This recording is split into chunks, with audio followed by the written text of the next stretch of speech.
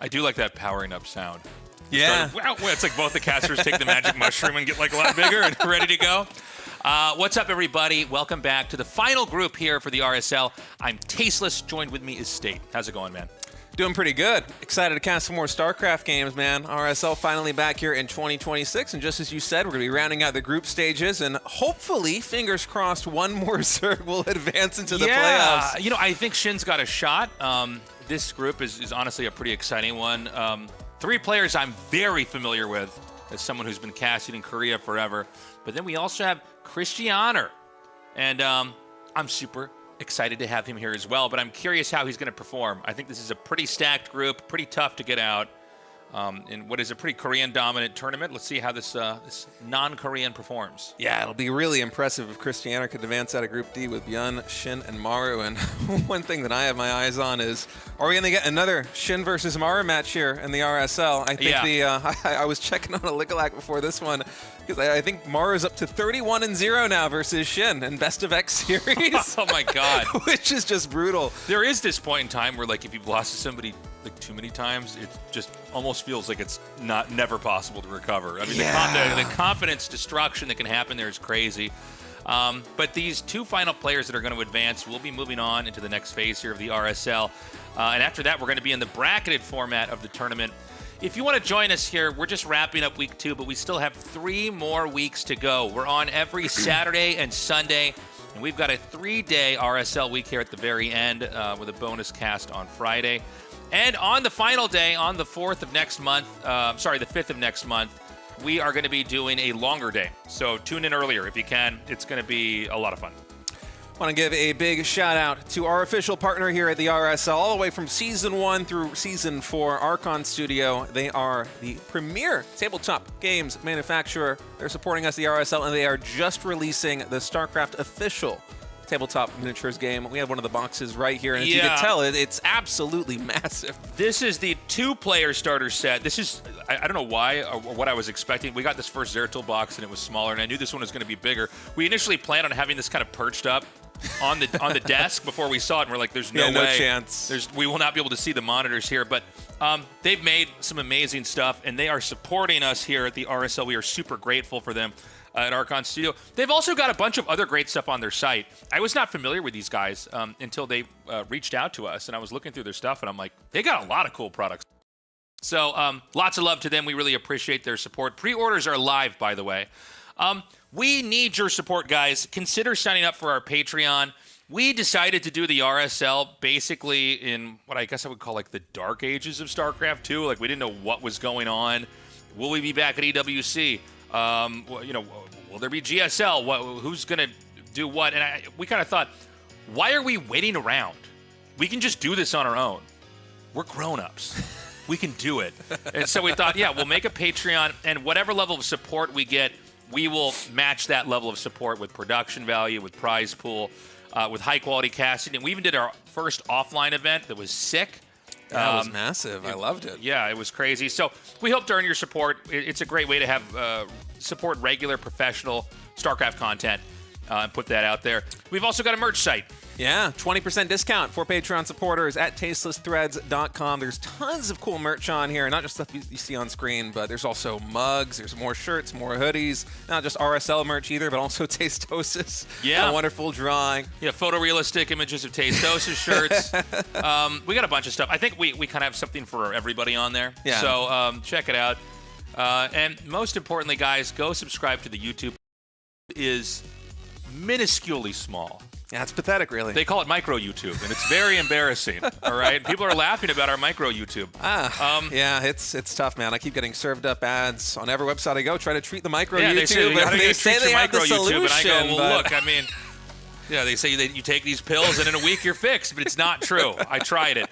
No, seriously, go subscribe to our YouTube. We're trying to grow this. We're trying to get more traction out there. StarCraft 2 actually performs pretty well on YouTube, but we're still new, so we're trying to kind of get into that algorithm circulation. Yeah. Yeah, I'm excited, man. RSL continuing on here. Group stage is about to be wrapped up, and then after that, single elimination, or double elimination, I should say, there in the playoffs. It's going to be a lot of fun, and I wonder who is going to emerge victorious today, because I was watching previously, and Rogue advancing, even though, I mean, it is Rogue, was kind of a surprise to me, given how the other Zergs have performed. I really wonder how Shin is going to do in this first matchup versus ByuN. Well, Rogue really kind of reminded everybody of who he was and who he can still be. You know, there was a period where all these guys, they have to go do their military service, right? And a lot of times they come back and they're always good enough to be like making it into the tournament, but they're no longer like, you know, Final Four material. But I mean, he looked really good, and you never want to count him out. And you know, this is off of like basically a year of total Protoss domination. We have these periods in StarCraft 2 where, like, you know, Zergs are winning or Terrans winning. Usually, specifically in Korea, it's Maru winning. But right now, the Protosses are killing it. But I think with a player like Rogue in here and looking as strong as he is, I mean, I think he's a real contender to take this. Yeah, and he did it on the back of some really aggressive play, too. And if that's going to be what's working for these guys here in the RSL and the RSL map pool, and in the current metagame, that bodes well for Shin, too. He's a very aggressive Zerg. He loves to focus on the mid-game. He's not really one that likes to go against the late-game playstyle of anybody. And so I'm kind of expecting more of a similar approach from Shin in Group D, as we saw Rogue deliver in Group B. I just wonder what shape that will be. I would also love to see Shin finally take a series off of Maru. That would just be... Yeah. That'd be the cherry on top of today if you could do it. There's also a world where Shin somehow avoids... and gets out of this. Remember that, you know, when you're in a group, to meet each other later on. So, I mean, I think, you know, Shin certainly can get out of this group. I think he is the second favorite to move on. Maru is, by the way, Maru had some of the best games we ever saw from him in Season 3. Yeah, he's been looking very formidable, you know. I know he had some what was it, wrist or shoulder injuries that were hampering his practice time, and he wasn't quite peak form at some times for the past couple of years, but man, he has been looking so good recently. It's exciting to see what form he's going to be in here for the first season of RSL in 2026 as we take a look at the map pool. Throne of Dunes for set number 1, Celestial Enclave. Set number 2, Old Republic. Set number 3. Yeah, this is going to be a great match. ByuN, I think he's looked very strong recently, and I think this is probably, I could be wrong about this, but I'll go ahead and say it. I think this is by far the closest match that we could have in the group. Yeah, I think so. Right? ByuN, really strong, obviously very mechanically difficult.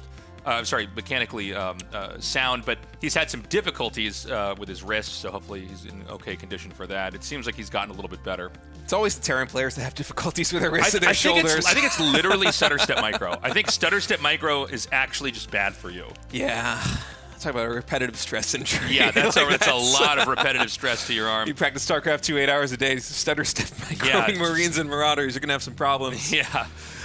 Okay, so we're in our game now. It's Shin here in the bottom left and ByuN in the top right. ByuN immediately with an SCV going across the map. I'm sorry, I thought he was going to try to make a barracks. He's making a depot out here, so he's going to go for that wall in at the entrance. Yeah, I feel like it's been a while since I've seen ByuN do this wall, and maybe it's just been a while since I've casted his games. I remember when he was the first one doing this in the GSL, I want to say like 2 or 3 years ago, and everybody was kind of scratching their heads about the build layout that he had, going for double barracks on the low ground like this. And I remember in the interview, too, during one of the breaks, he was talking about how he just felt like this is the way that people should be playing TVZ, and the fact that other Terran players aren't doing it is a mistake, and they're going to catch up to him. And eventually they did. There was an era of, I want to say, like 6 to 12 months where this was just all the rage in TVZ. And since then, it's kind of fallen right into the around black when you burner. started casting? Yeah. I feel like I was watching it at that time and being like, it seemed like he was the guy that kind of was approaching this matchup in this way, and he was the only one doing it. And then everybody kind of went, actually, that's pretty good. Let's switch to that. I think the really impressive thing was the fact that ByuN was able to hold off all sorts of all-ins that Zergs were trying to do against that wall-in in the GSL. And I think that was really kind of the nail in the coffin for the people who were doubting this is an opening. It's, well, if you're going to hold off, you know, Roach all-ins or Ling Bailing all-ins at the GSL level with this wall-in on the low ground, then certainly it is something you can do on a consistent basis. Yeah, so he can put a little bit of pressure on here. Can you catch the Overlord on this map? I don't know exactly. I guess, yeah, I can just go over that canopy thing there. You could lift the barracks if you wanted to, but I think ByuN's just going to keep making Reapers for a long while. Yeah, so he can put it right there. Okay.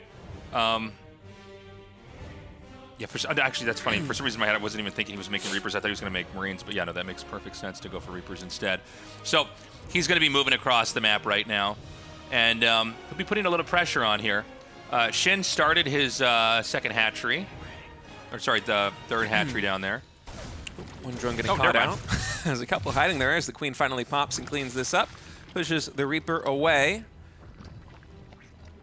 I think it's it's 2 Lings going up here on the top side. We'll see if he can actually get into the wall-in, but ByuN is, I think, fully, no, not quite yet. Doesn't have the second depot in. So with the Reaper production stalled, he might actually be able to get a delay on this command center. That's a nice move by Shin.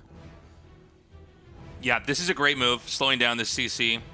Remember, it's not just an expansion, it's also supply that you're supposed to kind of have come out at a time. He doesn't kill it, which is unfortunate because just forcing another SCV to go down there kind of slows everything down. And there's actually a third command center that was made before the Ling was killed. And I think the Ling saw that. You know, it's a lot easier for Zerg if they know it's a 3CC play, right? It's a very smooth game from there because, you know, you're not going to be attacked. You can basically try to play that race of being greedy yourself. This is a great early game for Shin. He got one of the Reapers, I think, on his side of the map. Yeah. Also sniping the SCV, delaying this command center, getting a full scout, seeing the third command center as well. Yeah, kind of a weird oversight. I didn't mention it at the time, but yeah, like I guess he just ran the Ling away, and then ByuN, doing too many things at once, thought that he must have killed it off, and so then it came down there and it actually did kill that SCV. So nicely done. We got a Roach Warren coming down here. Which doesn't necessarily mean we're going to see a ton of roaches. It can be like defensively made. Double eBay here. So ByuN's going for like, you know, triple command center, triple eBay, or sorry, a double eBay.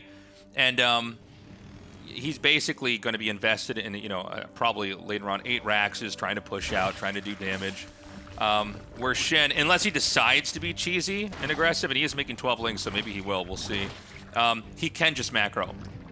But the fact that I don't see drones makes me think that he actually is going to just go Ling Roach.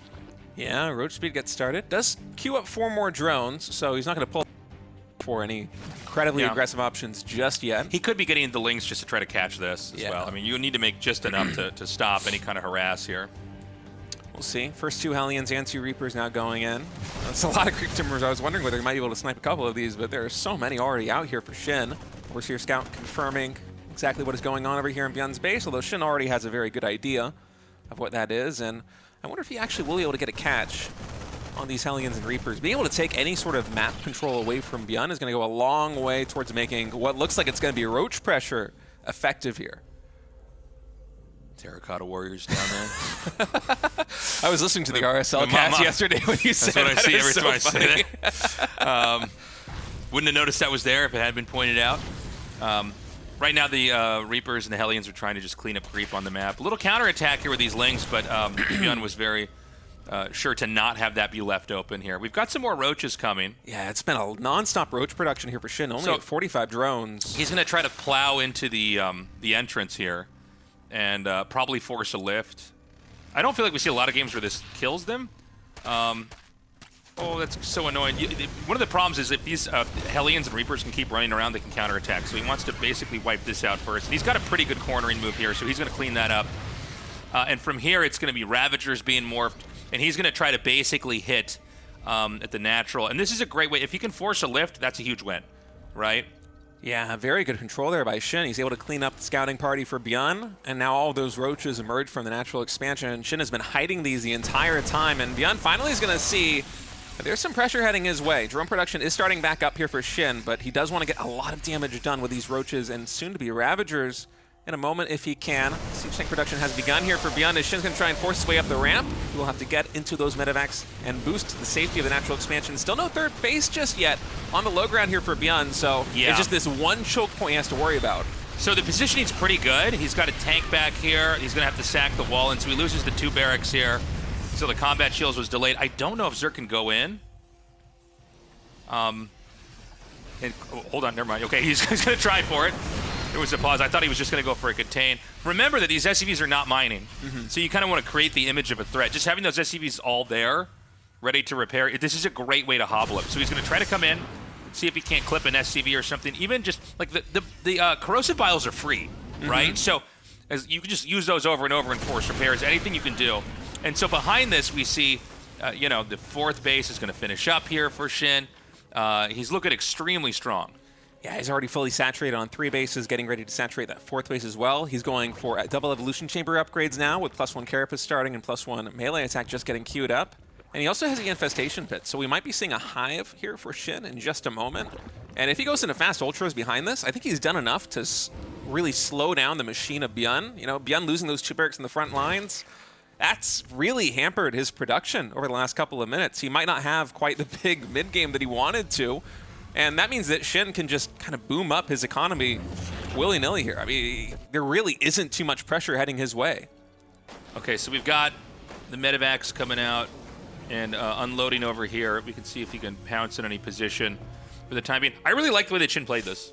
Yeah. I think coming in and just kind of hobbling the Terran and growing. And, you know, think of how long ago the 3rd command center was made. It's just now going to land. I don't know if he has SCVs there yet, but, like, it doesn't feel like your standard 3 command center game anymore, right? It doesn't have that kind of flex that you can get if you were able to macro smoothly, right? This is a pretty interrupted, hiccuped position here for ByuN. Yeah, the one advantage that ByuN will have is the fast double engineering bay upgrades. Those should be paying off big time when he goes into any sort of engagement here versus Shin. But, you know, Shin, he hasn't been slouching. He immediately fires up melee armor, or not melee armor, ground armor, level 2 right now. And Ultra's Cavern already getting thrown down. Adrenal gets started, 1 Viper as well. So we have a accompaniment of spellcasters here for Shin. I think it's 2 Infestors and soon to be 1 Viper. And once he pairs that up with some Ultras, I think it's going to be hard for ByuN to hang on, even with a +2 upgrade advantage. Okay, so he's going to keep roaming here with these medevacs. When you do go for, like, Roach, Ravager, Ling, you can't really do anything but try to stay underneath medevacs. It's pretty annoying. And the push is going to come out here. So a lot of times you're trying to force these Roaches to basically follow this around, but it looks like Shin's going to spot this. Now, remember, if there's not enough medevacs here, you can't pick up. And so, I mean, this is going to get destroyed. That was insane. What a fight for Shin. That fungal was just right on the money. Catches all of the bio there on the front lines. The bios behind it, too, also got a lot of damage done. Almost sniped some medevacs with that. And Shin is still maxed. He's nearly double the supply right now of ByuN. And the Ultras aren't even on the board yet. 4 of them in production. And the moment those 4 pop, you know that Shin is just going to start pushing into ByuN. And typically we do see Terran players kind of excel at defending on 3 or 4 bases in the current TBZ meta, but yeah. I'm not sure that's going to be the case with how well the early and mid game have gone for Shin. I will be so impressed if ByuN is able to hang on once these Ultras get on the board. Yeah, you know, when you get Ultras, you can basically just, like, obliterate positions, right? Terran, you know, there's so much sustain on the Ultras, you kind of can't kite your way out of it always. Okay, so ByuN's going to move now into the middle of the map. These Lings are going to come in. And, you know, there's enough medevacs for a pickup if he needs to. Great fungals there. Oh, my God. I mean, Shin's looking so strong here. There is an attack over here, and I guess there's just barely enough Marines to win this fight. But, you know, obviously he can run back here and defend this pretty easily. He's going to snipe the Queen. The Lings are going to force a pickup. But look, Shin is hatching 40 more Lings. I think that's going to prompt him to attack. I think he's going to move across the map. And if ByuN can't handle this, I don't know if he's going to be in a position where he can recover. This could be a fatal attack. It could be a crippling blow. All the gas is being dumped into Baneling's centrifugal hooks is about to finish. So, I mean, this is going to hit real hard. Yeah, and this also comes back to the push that Shin did, the natural expansion of ByuN. ByuN had to spend a lot of minerals throwing down bunkers and rebuilding his infrastructure back at home, and that delayed +3 infantry attack. That might not be done by the time this battle commences just because Shin applied that pressure early on. So now we're fighting. There's still no +3 infantry weapons here for ByuN, as the Blinding Clouds cover absolutely everything there in the bio. The Banelings are rolling on in. 3 of these Ultras still standing strong as the bio's deep in the orange and the red. And I think Shin just won game number 1. I mean, what a convincing push. I mean, that was masterful. I think Shin played a brilliant ZVT there. And I really like the way that he set up to basically just kind of smash some of the infrastructure at the front, delay some upgrades. He kept this like healthy little arc out the entrance, and ByuN had to have all his SCVs pulled, because if he doesn't, the bunkers are going to die, the tanks are going to die, the second base is going to be forced to lift off. But he didn't overextend. And I mean, the third command center, yeah, you can make SCVs from it and get another orbital and get mules, but like you're not using it the way that you would want to. So I think this is a really smart way to deal with what's probably one of the most common, like solid builds in the matchup from Terran. And then the late game was just, genius. Yeah, honestly, it all just goes back to the early game for me. He was able to pick off one Reaper on his side of the map, which happened off screen, so I'm not sure exactly how it got caught, but I think a lot of it is just to do with those 2 Zerglings that got into ByuN's natural expansion. Anything about 2 Lings, like what are realistically they able to do? They were able to delay the natural expansion. They were able to scout the 3rd CC and also divert ByuN's attention enough that one Reaper had to go back, and one Reaper got sniped on Shin's side of the map. And so Shin has just the complete picture of exactly what's going on in ByuN's base, and he can just concoct, all right, what is the response going to be to this? I'm going to go for the Roach Ravager pressure is what he decided. And the way that he executed that, too, was just beautiful. I mean, he had this small little group of Roaches and just enough Lings, and he masterfully catches the Hellions and the Reapers so that ByuN has no idea the push is happening until it's on his doorstep. And from then, it was just momentum building and building and building. Yeah, and I mean, when the Ultras come out and he's maxed out, all the upgrades are done, I mean, that's all you need to do. So Shin won that, very impressive. I don't know if ByuN's going to do the same kind of build there. I mean, it'll depend on, what the map is and what the best approach to that is going to be. But, like, maybe we see something more aggressive from ByuN. Although, I guess he did go for the 2 Rax Reaper opening. I kind of forgot about that. It was kind of timid as far as the 2 Rax Reaper goes. I think he made 3 Reapers in total. Yeah, well, usually it's one of the interesting things about that build is when you see it, you don't necessarily know what it means. Like there's a lot of different ways the game could still go, right? And 3 sometimes is enough that the Zerg might overreact, and you can switch out of that. Anyways, we're ready to go now into game number 2 here, with Shin right now at a 1-0 lead. All right, Shin spawning here in the top right. ByuN in the bottom left on Celestial Enclave. And I'm imagining that this is ByuN's map pick. I didn't actually see the vetoes, but with just 1 choke point here, the natural expansion for ByuN to defend and a backdoor CC, this is the kind of map that Terran players just love to play in TBZ. I know Maru's been favoring it a lot versus Zergs. Okay, so we're going to have Shin send out the first drone here. Going to do a little expand. This is a map where you got a lot of bases that you can kind of tuck yourself into on the Zerg side of the map, but it's I don't know. I mean, let's see what kind of game we're going to get with these 2. So far, ByuN's going to be teching up, so he might be going for like a 1-1-1 after expand.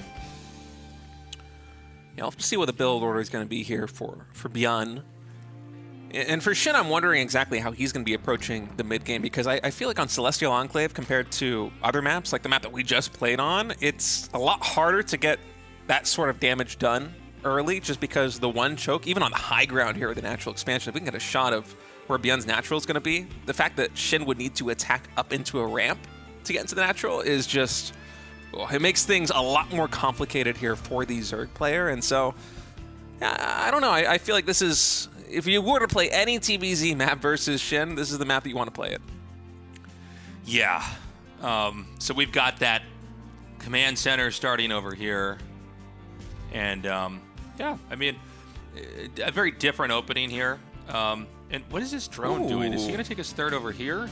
Huh. Now, why would he do that? So there are better 3rd base options here for Shin. He could go for the in-base expansion, which is kind of like a half base. It only has 1 gas. It has less minerals. So I think this is just entirely subterfuge. He just doesn't want ByuN to know what he's going for. And maybe ByuN will scout this with the first Reaper and think that Shin is going for something way faster aggression than it was in game number 1, where Shin actually just has a hidden base. And he's even hiding drones in the natural. You see him pull these 3 drones away. ByuN is checking the natural, like, wait, you have how many drones mining? And then he's going to check. He's like, wait, you don't have a 3rd base either? It's, this is brilliant by Shin. Yeah, so he's, I mean, it's really interesting he's doing this. There's definitely some risk involved in trying to pull this off. Is he going to lose that Reaper? Okay, he is going to get away. Yeah, so you might think it was tucked into the back. A lot of players save that base now because it's like just free for later on instead of just trying to take it early on. But he hasn't scouted it, right? So I'm very curious what ByuN thinks this game is going to be. Now, he's going to come up here and he sees no 3rd hatchery. He's going to loop back around because he probably wants to check on what's on the further right side. So he sees there's no hatchery here. There wouldn't be a hatchery at that spot, right? That doesn't make sense. But this is the one he wants to check. He doesn't see anything there. So he wants to peek across, and he's going to see that there's no creep, right? And I think with the no creep, you go, okay, there's no hatchery unless he made it bizarrely late. So maybe he thinks it's going to be some kind of a weird 2-base all in. There is an idea that you can use where one guy thinks he's getting cheesed, and so he just, over defends or does all this crazy stuff, and then nothing happens. Mm-hmm. However, I look at what ByuN's doing, and I don't think it's going to have any impact because he's got a 3rd command center, he's getting 2 eBays, and so we're almost watching Shin contort his whole position and tech, and it's like I'm watching him do a magic trick, and he's going to make a quarter disappear, and ByuN doesn't even know there's a quarter. Yeah. You know what I mean? Like he's gonna pull a rabbit out of his hat, but he didn't even see. He was not even looking. So it's there's not even this, ByuN's there's this weird. There's this whole crazy set of moves that Shin's done that I think will literally not impact this game at all. And eventually the Reaper can check that. He's gonna see the hatchery there. All he's got to do is send that Reaper up there, but, easier said than done. A lot of times when you have this one Reaper, you're trying to see, okay, is there, if this is a 2-base attack, where are the units going to come out? Are there going to be a bunch of Roaches and Ravagers hitting me or something else? It doesn't seem like ByuN has really changed his build much at all, honestly. Well, here's the thing, too, is, the longer this game goes on, the less it matters what Shin did, right? Yeah, I guess it's going to be one of those games, right, where Shin did this kind of crazy move and literally did nothing, It takes 2 to tango, right? Yeah, I do like the move there by Shin, though. Just hoping that ByuN will be maybe a little bit less greedy on his side of the map. Yeah. Because any compensation you can get just by, pulling those 3 drones to hide them from the Reaper and also going for the top left base, it's not really going to hamper Shin's early game economy much at all. It's a very small thing. And so he was hoping maybe that ByuN would overreact to this, maybe throw down a couple of bunkers back at home, think some big aggression play is coming or some high-tech play is coming. But instead, ByuN just kind of developed normally, went for a little bit of a later tech up, but still it was 3 CC and then double engineering bay, 3 barracks into factories, and additional barracks coming in. It's still pretty standard here for ByuN. Yeah. Very quiet game. And we're going to see these guys tech up. As time passes here, we've got the armor upgrade coming down here, and missiles just started for Zerg. And, last game, I think, was a lot more, how do I say this? I guess just frankly interesting with what Shin approached this with. This is a much, much, much more passive game. There's nothing wrong with that. But I guess what can you do, right, if ByuN's not going to be, pushing or expanding for a little bit here. So ByuN's just powering up. Usually when you get double eBay, although this wasn't true yesterday, but usually you see the big attack at 2-2. We did see some plays where I think it was Bunny who was coming out and kind of hitting it 1-1, which is sort of unusual, right, because you don't have as much.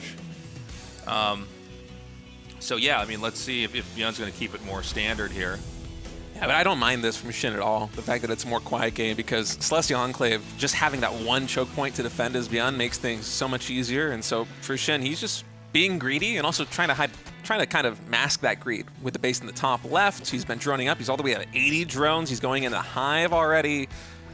And he's playing a very fast Ultra style, I think, on the back of these Roaches with fast +1 range attack. And so the composition that he's going for is going to have a lot of punch into it. The Roaches, their duty right now is just to try and hold on against the drop pressure of ByuN, as ByuN is hitting his power spike with 1-1 now finished with the medevacs on the board and all these barracks production, finally culminating in a pretty massive army. Sorry, go ahead. No, I was just going to say that hopefully here for Shin, these Roaches are going to be able to bridge the gap before these Ultras finally get onto the board. But you see the difference that 1-1 makes, even with +1 Carapace there for Shin, really struggling to clean up those drops with just slowlings. Did he lose the fight in the main? I think he barely cleaned it up. Barely driven back. Okay, yeah. For a second, it looked like he had enough sustain. Big attack coming up here. And yeah, you can see these so beefy, the infantry over here. Now, there's no medevac right now, so you know there's no way to pick this up. So he's going to have to try to kite this. The Lings are going to come in with a really nice body block. The medevacs are trying to come through over here. Widowmine's going to burrow, and he's going to be able to stabilize his position, driven about halfway across the map. Kind of an interesting move there by ByuN to commit with all of that bio and try and snipe down the third base with no medevacs. I mean, you have to kind of make a play like that one as ByuN because he went for 3 barracks before Starport, so you only have 2 medevacs to accompany this gigantic bio army, but it didn't quite work out. I like the drop of the main base. It was very effective at hitting right before Zergling's speed was done with how greedy that Shin has been playing this, but the rest of the army getting cleaned up there between the third base and the fourth is just so painful here for ByuN in a moment where Shin is just trying to bide time for those ultras to get out. Okay, he's going to hit in the main, and these Widow Mines need to blow up pretty quick. Another attack over here just outside. And, God, you can really see ByuN is, like, kind of exploiting this little, free expansion here as kind of this launching pad for attacks. It's almost like he's created this mini push in this isolated area that, we don't normally talk about very much on the map. He's really getting some nice punishes, some nice hits here. Now, all this, if it works out for ByuN, is going to culminate into a push that will then topple a very weakened Zerg. And let's see if we're even going to see the start of that over here now. Yeah, the trades have been really good for ByuN, but do not forget that Shin has been so greedy up until this point with that fast top left base, already at 84 drones right now, and it seems like he will be able to push ByuN back. It's now a lot of medevacs here for this army, and Shin is very soon going to be having 6 ultras onto the field. Another double medevac drop going into the pocket expansion here, and you can see the income advantage for Shin. Despite taking some really tough fights, the income disparity has just been massive in his favor. Okay, another pickup over here.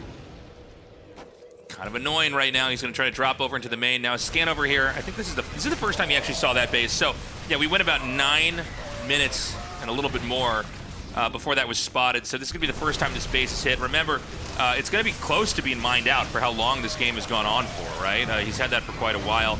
But it's going to be denied. With Ultras in the game, everything basically changes. Ultras have so much more sustain and are able to basically assert the Zerg's position so much better. Yeah, and ByuN's been trading away so much of this bio that I'm wondering if he's going to be able to hold on to this 4th base once Shin finally encroaches on his side of the map, because it seems like the pressure on Shin's side is finally starting to peter out. We do have three Marauders over here dropping at the 5th base, and that's about it. And back at ByuN's side of the map, we don't have siege tanks. The first Liberators are just getting started. So in terms of static defense, we don't have a planetary here. There's basically nothing. These Ultras have free reign. Yeah, he's going to send 1 Ultra to just clean up all those SCVs. I don't know that Shin can attack. Is he going to get through here? Oh, man, I can't believe he tried pushing up that ramp. ramp. Looked like such a meat grinder. I'm surprised he actually went for it. He's going to send some of those SCVs down, so 26 SCVs are killed.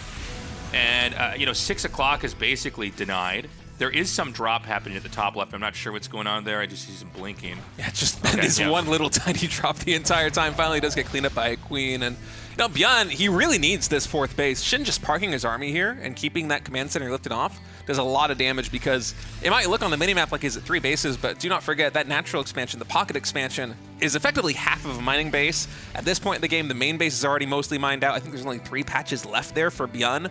And so in terms of mineral income, you can see at the very bottom, it's almost 1,000 minerals a minute up until those mules get dropped there for ByuN at 6 o'clock. So yeah, ByuN really, really hungry for minerals right now. As Shin pushes in again, these Banelings looking for the connections, moving just to the flank side there of the bio, and ByuN's gonna lift up to go to the natural. This might give Shin enough time to finally get up this ramp. Yeah, it's just gonna be the killing blow. It's kind of positionally hard to get in here, right? The infantry can kind of split around the barracks, but there's so much sustain. He can eventually chase it down to this corner. Okay, he actually holds it.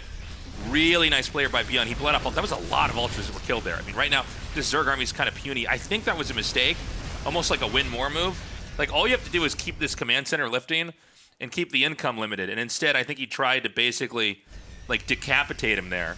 And with that misstep, ByuN is back in this game. Yeah, let's see if Shin can try and swing this one back onto his side, as ByuN is going for a big drop right now at the top left. Bunch of medevacs heading that way towards that expansion. Shin re-expanding now. Still not taking the pocket base, as I think Shin Spider Sense is tingling a little bit right here for these 3 medevacs, but not quite catching them, as ByuN might finally be able to get the snipe off on this top left base. I mean, I don't see anything in that top left position, right? I think he's just going to take this. You can see a lot of the mineral patches are almost gone. But Shin's, instead of going back to try to save that, he's already out of position. He says, let's try to come down here and smash 6 o'clock again. Oh, narrowly they fit through the command center. I think he's... I guess how much surface area can he run and kite back from here? Okay, he keeps going back. Eventually that's cleaned up. The SCVs are cornered now. This is going to be a massacre. And actually, I don't even see that much in the natural. Yeah, I think ByuN might just be stretched a little bit too thin right now. Shin has finally broken through the 4th base. GG is called. Remember when I said this was probably going to be the closest match? Yeah, Shin looks very strong, man. That was an impressive win over ByuN, and 2 very different games. We had that hyper-aggressive play in game 1 where he gets the early Zergling Scout in, and he's like, you know what? Roach Ravager is the perfect solution to this. Yeah. Gets a ton of damage done, greeds behind it, goes into fast ultras, and basically just pushes ByuN out of the game straight away with that. And then in game number 2, it didn't quite trick ByuN that much, I think. We didn't see any big deviations in the way that ByuN was approaching the game, but Shin still successfully hit how greedy he was being the entire time. I mean, he got up to 80 drones in a fast hive really quickly, whereas ByuN, you know, maybe he pushes out with those 3 barracks worth of units if he doesn't, if he scouts at 3rd base, right? Maybe he tries to get some damage done. Instead, Shin was just able to kind of breeze on into the late game with fast ultras and a huge economy. Yeah, I mean, Shin looks just really strong. I mean, this guy has gotten so much better. You know, in an ecosystem, by the way, where there's like a lot of great Zergs. There's a lot of really good Zergs. I mean, we're talking like Dark, Rogue, obviously. So many more in history. But Shin's kind of kept at it. He looks really, really good. And like we were saying, I mean, I think it's probably going to be Shin Maru advancing here, unless we have some surprises. But beautifully done there. Guys, one more shout out here to the Patreon. One little call to action for you guys. Consider signing up. If you don't have any money, we totally get it. You can just join for free. That also helps us, and you know, we can update you on what's going on with the tournament. But basically, this wouldn't exist if it wasn't for the community support. You know, I think you know, for us, we wanted to have something that was regular, that we could kind of celebrate the game in kind of a professional broadcast that would be elevated to, you know, I think what the game deserves, right? And so we would love to earn your support if you could. Just sign up for whatever tier makes sense for you. Yeah. All right, folks, we're going to take a short break. When we come back, Maru versus Krystianer in the 2nd match of Group D. What's up, guys? This is Tasteless, and I am here to show you the Starcraft Tabletop Miniatures game. This is from Archon Studio. They reached out to us right when we started the RSL, and I gotta say, they've been an incredible sponsor. They have made an insane tabletop game here that I am super excited to show you guys. If you're a fan of Starcraft, you're gonna love this. But first, we're gonna start with Zeratul. We're gonna start with the first item they ever sent us here. And right off the bat, I gotta say, I mean, it looks exactly like Zeratul from the cutscenes in the actual game. I mean, to the T. Zeratul is a Dark Templar, if you've been living under a rock your whole life. I personally am a fan of Zeratul. I am a scumbag DT rusher myself, so I think this is a perfect first item for me. So we're gonna do an unboxing now. It is containing only 3 items total. So we've got the 2 plastic parts, the pamphlet that it comes with, and then inside the pamphlet are 3 pages of instructions. So honestly, I mean, I look at this, this is simpler than I thought. I've always found tabletop games to be a little bit intimidating, but when you look at it, it's interesting to see that the entire figurine is actually assembled out of just the pieces in these 2 parts. Part of unlocking the joy of a tabletop set is actually getting to sit down and assemble and paint it and actually create the thing itself. I have never built a miniature before, so what we're gonna do is Ziggy, our producer, is gonna help me as we assemble this Zeratul figurine. Then we're gonna paint it, and we will have our very first StarCraft miniature made. Again, this is just one figurine in the StarCraft Tabletop Miniatures game. So we have a lot more figurines coming here, but we're gonna start with Zeratul. We're gonna get this painted, built out, and see how it looks. The War Prism is going to come in again. Just try to generate any threats. I got to mention, it's 4 base to 4 base. I mean, that's really bad. In fact, we just had the 5th base start here.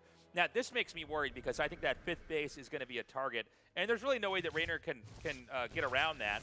You know, this map, that whole bottom layer has been expanded into for Raynor. Now he's going to move up and try to go out here, but we know that right now Classic is going to warp in a few more units and come out for a push.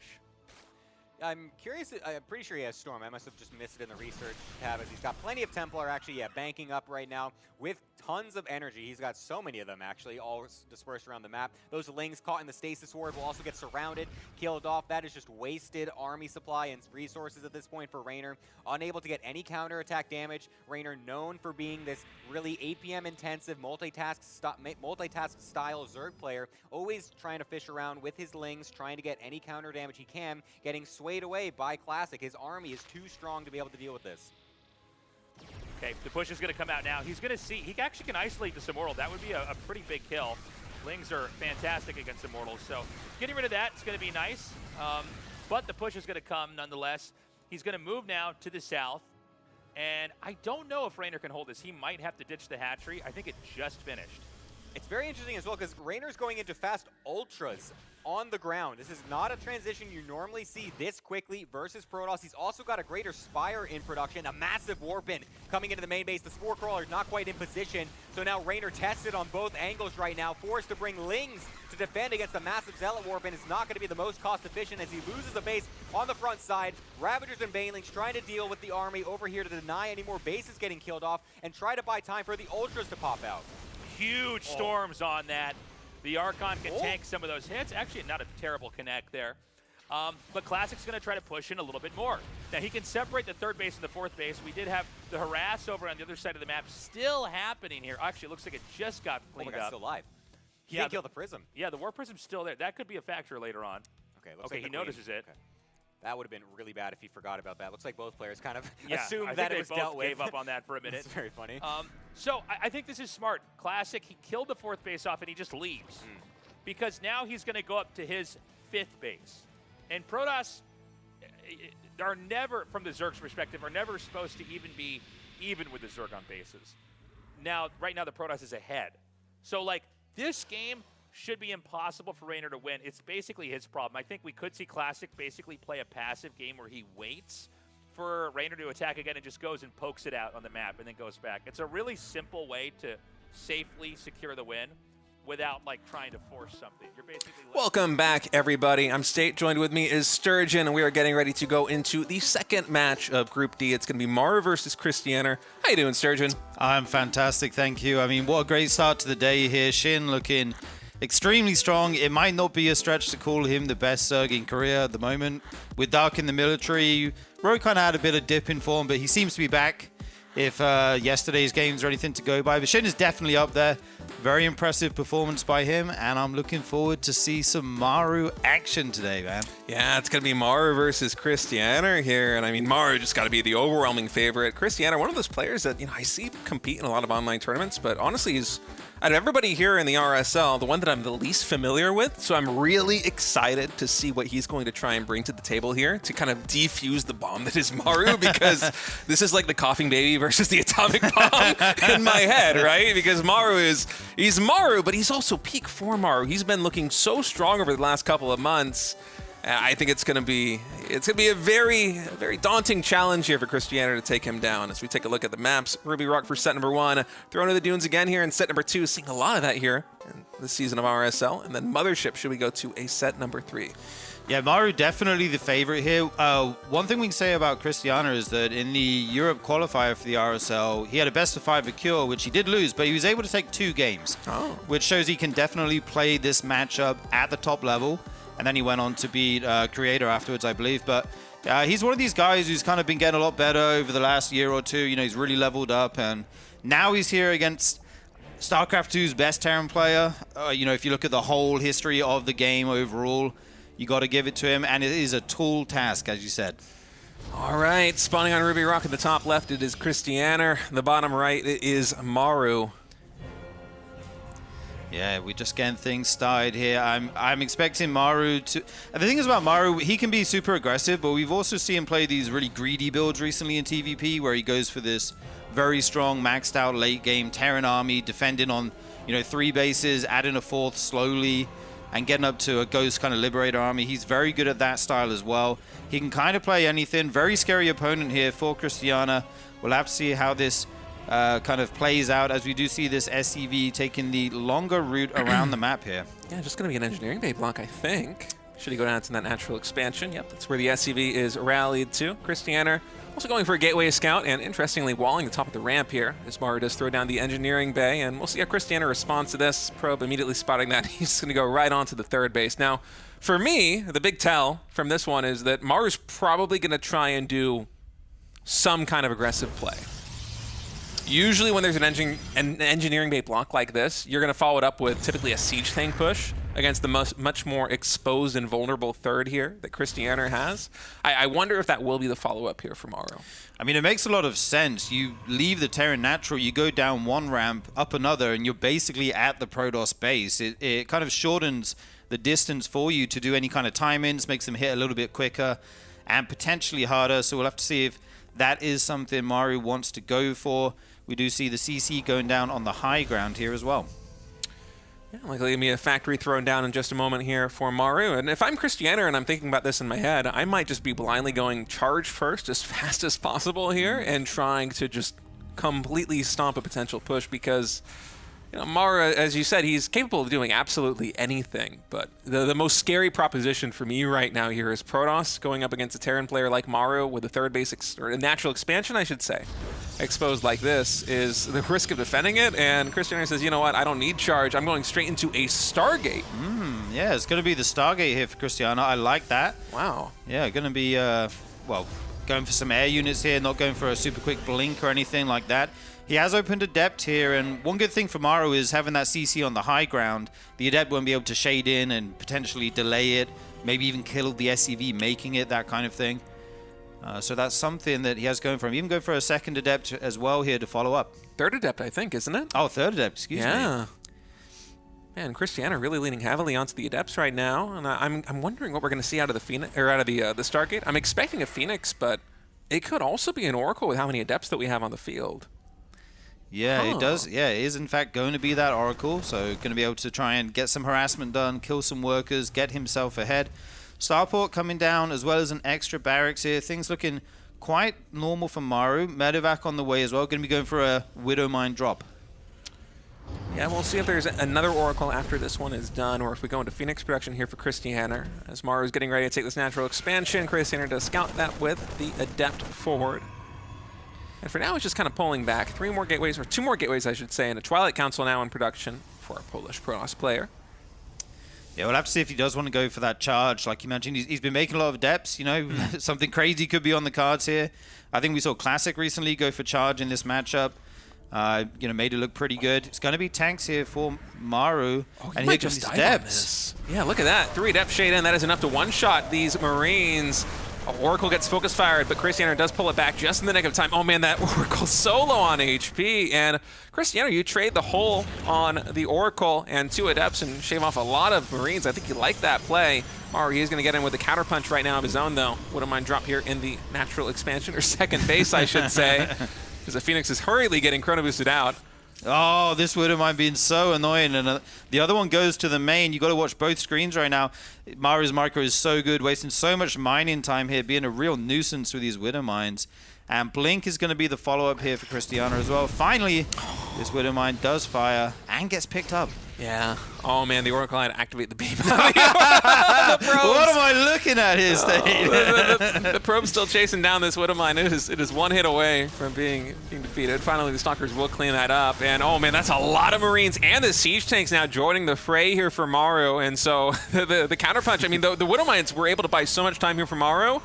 And now there's a lot coming. Krystianer, he is pulling the probes. Can he deal with this Sturgeon? Big pickup on the tank there. It looks like it will just... No, it's actually surviving for quite a long time there. 16 probes going down, and Maru just smashing through the defenses of Krystianer here. Even a couple SCVs with this army to repair units, to make turrets, etc. Or bunkers if he chooses. Oh man, this army got across the map in a hurry. More Stalkers getting warped in. Blink not done just yet. I think maybe just a quarter of the way done as the Twilight Council's hasn't been on the map too long. And Krystianer, I think this is going to be a natural expansion going down in just a moment. He is building another base. It actually just finished over here in the natural, but the army for Maru is just overwhelming right now. Even these landed Vikings out in the DPS, and that's it. GG. Maru takes game number 1 in convincing fashion there. Man, I really like the early game move there by Krystianer with the 3 Adepts and the Oracles. I feel like that was a very good trade. And then everything after that was just, oh man. Maru got so much damage done with that Widow Mine drop. It was just 2 Widow Mines, and he didn't even kill, I think, any probes with them, but he bought so much time and both mining bases of Krystianer. I mean, those mineral lines were basically void for like 30 seconds, maybe a full minute. Yes. And that was the 1 minute building up to when Maru goes for the big push. So Krystianer just not having enough money to really get the units out on the board that he needed to defend any kind of siege tank push like that. Oof. Yeah, Maru's so good at burrowing and unburrowing those mines, making them just hang around forever. Like, you as the Protoss, you're just begging the mine to fire, right? So you can get back to mining, even if you lose a probe or 2. Speaking of the defense of Maru against the Oracle and the Adepts, I really like the target fire. We didn't kind of mention it, but he instantly target fired the Oracle, and that kind of had to leave the battle very quickly. And then the DPS just wasn't quite there to overwhelm the Marine count that I think Krystianer was looking for. And then that tank push was just kind of textbook, really. Yeah, I mean, you pointed out when the second expansion is so close to your opponent.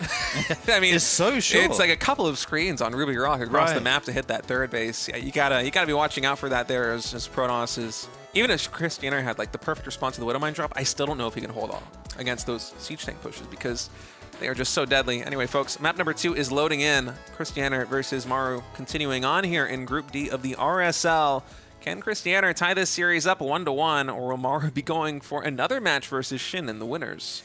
That would be an amazing match if it comes to pass. We'll have to see. It's going to be Throne of the Dunes for our second map of the series. And we'll have to see if he wants to go for the eBay block again. That kind of seems to be meta right now. We see Terrans doing that you at least do it at least once in every series, it seems, against Protoss these days. Yeah, it's always been good. Sometimes it goes out of fashion, but let me tell you, man, even on the ladder, it's one of the worst things to play against. And I think here on Throne of the Dunes, it wouldn't quite be as impactful should Maru go for it, just because you can see the distance between the bases is much further than it is on Ruby Rock. You're not going to be getting that, like, what, plus 7-second advantage that you would get on the previous map if you were to go for the Engineering Bay block here. So we'll see what the play is going to be here from Maru. For now, it seems like no Scout double gas. Krystianer going for basically the same opening as he did last time with a Gateway Scout, just a little bit different on the SimCity, building in base by the Nexus this time. Yeah, there will be no eBay block this time. As you pointed out, double gas for Maru, going to be able to get his factory down and his following tech just a little bit quicker with a slightly more delayed CC. This probe will come into the main base and confirm it is 2 gases. Always good to know, and then he can kind of choose his build from here. And I wonder if he's going to go into the Stargate again, because if you scout a fast double gas opening like this one here as Protoss, Phoenix are definitely a potential avenue to go down, because they're so good against a lot of the very, how should I say, the high-tech units here of Terran, the Medivacs, Liberators, Siege Tanks, Cyclones, units like that. Phoenix are very good at dispatching them when they don't have a lot of bio units supporting them. And bio is one thing that Maru will be lacking here in the early game because it's such a fast tech build. Yeah, for sure. We do see Reapers coming out for Maru here in the early game, making a few here to move across the map. We'll have to see if he wants to join that up with a Hellion, go for something aggressive to try and kill some probes here of Krystianer. Chrono out an Adept again. Seems to favor the Adept openings here. Not going to go for an early Sentry or anything like that. And yeah, we'll have to see what Maru wants to do as this factory finishes up. Going to be a Twilight Council coming in here from Krystianer. Okay. Depp should be able to shoo away this Reaper in just a moment. And no Scout on the Twilight Council just yet here for our red Terran player. He will be going into a Hellion behind this and another Reaper. So we might have him trying to get a run by in just a few minutes. Yeah, and it's very difficult as the Protoss if you don't have a wall of the natural to kind of keep these units from, you know, YOLOing, as Gemini likes to say, into the main and getting into your mineral line. I love that he's sending these Reapers and Hellions all around the map, just checking there's no, you know, probes out on the map or units sneakily moving around. Still making another Reaper here. I think Maru's going to be very aggressive. I think he wants to make this a short series, dude. Yeah, we'll see. Is there going to be any more Reapers or Hellions in production, or are we just going to go right into the add-ons here for Maru? Actually, Widow Mine drop follow-up, most likely. All right, first Reapers and Hellions moving cross-map right now. No wall into the natural expansion here for Krystianer. He does have a shield battery here in the natural expansion. I'm not sure if there's one in the main base, but Stalkers are waiting at the top of the ramp. Yeah, we'll have to see how he's going to deal with this now. 3 Reapers, 2 Hellions, kind of the classic thing. The Stalkers will intercept the Reapers. This is a good start. He's tracking these down well. Going to target fire. Okay, they actually will get into the Mirage. The Hellions join them on the other side as well. They do shoot a Stalker. They need to... Oh, beautiful block there with the 2 probes next to that gateway. Some probes fall in here, but so far it looks like Krystianer will be able to dispatch this with only losing 4 probes. Yeah, that's a win, I think, here for Krystianer, honestly. It could have been a little bit more clean if he had some... maybe more luck with the shots on the Stalkers right there on the Reapers. He kind of got all of them into the orange a little bit too quickly, but the probe pull right there on the Hellions was just perfect. Blocking those from getting into the mineral lines, mitigating the splash damage, and if you're losing less than 6 probes, you're really happy against that because that was quite the commitment coming in from Maru. Yeah, clutch move with that probe block there. I really like that. He's going to take his 3rd base now as he's kind of, relieves the pressure, and it's going to be a robo follow-up. He is getting his blink, kind of filling out the tech tree here. Little pylon down here is actually going to see this Widowmine drop coming in. Oh, but did he see it? The Stalkers are still in the natural expansion. I think he might not have noticed. Widowmine drop now coming into the main base. Now he knows. Probe's getting pulled. Stalkers warped in. Maru can be so annoying with these Widowmine drops, man. Oh, the probes came back. Okay, that was lucky. That could have been a huge shot if they were looking there. This Widowmine taking their attention down in the natural as well. And this time, Krystianer is defending super well here, I've got to say. Yeah, man, almost getting this medevac too. 1 hit away from being taken out. And you can see the income advantage that Terran is able to get, pulling those probes away from the Protoss mineral lines. It's starting to equalize now. Krystianer going for the 3rd base. It is nearly complete, and Maru is just all about the harass right now. Reaper Hellion, Widowmine drop, and now a Raven moving cross map. Yeah, that Raven going to be annoying as well, dropping auto turrets in the mineral lines. He does have tanks coming out now that's going to help deal with any Protoss aggression eventually, or he can go for his own tank push. Another shield battery going down. This medevac's just kind of stuck in that airspace right now, cannot leave. I love the spotter pylon. Once again, going to be able to potentially see this air unit come in. Unfortunately, the shield battery just not done in time, so a couple probes will be going down here to the auto turret. Unfortunate timing on that. Yeah, you can see that he had the right read on it, but... Yeah. All right, Krystianer now moving cross map. Still no 3rd base here for Maru. So the Stalkers just going to be poking and prodding right now in the front end. Oh man, I love the extra 5 gateways coming in here for Krystianer with charge. You know that Maru's invested a lot into the harassment, and you know that he's also 2-basing right now. You've seen no 3rd base, and so just really powering up with the gateways, not taking too much gas, just sticking on 3 Vespene geysers. Oh, it's just beautiful by Krystianer. Yeah, and the Robo Bay follow-up will have access to Colossus eventually if he's able to get there. Okay, nice pickoff. Finally gets this medevac as it tries to leave. And the Widowmine will get a Stalker kill on its way out. That's always nice. Krystianer here at the front with these Stalkers trying to figure out when exactly Maru wants to move out. Oh, it's an Immortal first. Okay. Yeah, and it's probably going to be pretty soon, considering there's no 3rd command center. We might even have an SCV pull with this, honestly. Yeah, this is a scary army here. I love this. He forces him to siege already until the whole army is here, and he's going to track this Terran army moving across the map. All right, stem nearly done. Concussive shells also getting started up, so all the bio upgrades going to be here. Krystianer gets a confirmation. There is no 3rd command center in the main base here of Maru. He spots that with the observer. Charge nearly done. There should be no more probes being produced here by Krystianer. There should be nothing but zealots and Colossi here, and the Stalkers also moving to intercept any reinforcements. Love this play from Krystianer, recalling them back to safety now. And with 1 or 2 more warp-ins, he might have enough just to parry this attack. Yeah, beautiful move. The Stalkers, even getting 1 Immortal can change the outcome of this fight. A lot of Widowmines at the front. The tanks start to siege in a good corner there. He's got a nice spot for those. Here comes the Stim and the anti-armor missile. Maru trying to make this attack happen right now.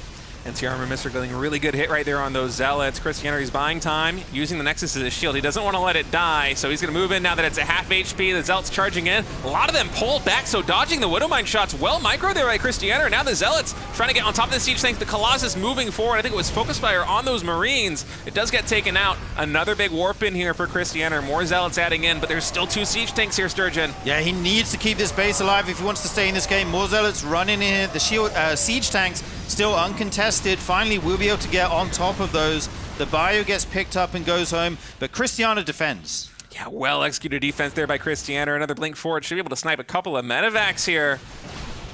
Oh man, Maru just barely quick enough to get out of danger. And now Maru's on the back foot. The 3rd command center is nearly done. He didn't pull the SCVs with that attack. And so he's trying to macro out of this, but for Krystianer already on 3 bases, He's feeling really good. He's adding in a forge. I wouldn't be surprised if we saw a 4th base come in here for Krystianer in just a moment. And for Maru, there is some catching up to do now. Yeah, for sure. He is down more than 10 workers here, which obviously with Mules is going to be similar income. But yeah, like you said, Forge on the way. He's going to be able to get his own upgrades going, chrono those out, try and catch up with the Terran. He's got Thermal Lance on the way, adding a Sentry as well, +1 attack. And then we'll have to see when does he want to go into Storm if he makes that transition. Ghost Academy already on the way here for Maru as he gets this 3rd base down. Templar Archive is getting thrown down, but I don't think this is for Storm. He's making a very conscious decision to stay on 3 Vespene Geysers, and I think that is smart. Oh, true. Knowing that Maru's economy is a little bit hobbled right now, Krystianer should be hitting a power spike once +1 is done, Thermal Lance is done, he has 3 or 4 Colossi. If he wanted to, he could just really go ham on a push here against Maru. You know, just have a ton of charge zealots flooding into the natural expansion, into the 3rd base of Maru, and just try and beat him with a low-tech army. I'm not sure if that's the path he's going to go down because he is adding in a 2nd robotics facility, but I still think the Templar Archive's most likely just for Archons here. Yeah, I think you could be right there. You can always add Storm in eventually, you know, take those extra gases when you feel like you have the time. If the Terran is not pressuring you. But right now, Krystianer up to 70 workers already. We have a Disruptor on the way. Gemini is loving this game right now. This is his favorite unit, dude. He's just woke up. We'll have to see if he's able to get some big shots off on this Terran army with these Disruptors here. And Disruptor is usually not an army unit that I would think about in terms of pushing into an entrenched position. But maybe if there aren't siege tanks here for Maru, this can work, especially since Viking production's already started up. If you only have a couple of Colossi here for Krystianer, but a lot of Disruptors behind it, that could be a winning combination. Krystianer poking in front of the 3rd base, then sending a squadron of Zealots into the natural expansion. There is a bunker, but it isn't occupied yet, so they're going to get on top of the SCVs. Now Maru has to section off army very carefully. He's moving in again. Ooh, big Widow Mine shots right there on those Zealots, and Krystianer is going to drop the force fields and retreat out of that position. Wants none of that action. Still only on 3 gases, taking a 5th base, so it's going to be a lot more Zealots coming in here, Sturgeon, but he's nearly maxed already. Yeah, his supply is looking very healthy here, taking another base. Protoss are the new Zerg, as we know. They like to take all these bases in this matchup, spreading around the map. And I love the way he's just posturing on the map, making sure Maru's at home, checking where that army is, making sure he can take his bases without them getting cancelled or killed. And he's adding more production as well. I think he's in a good spot here in this mid-game. Trying to double expand towards the 9 o'clock position as well. 2 more gateways coming in. Finally taking additional Vespene Geysers, so maybe we will have a transition to Storm now that he's getting closer and closer to maxing out. Dude, there are so many Vikings here, and there's no Colossus at all.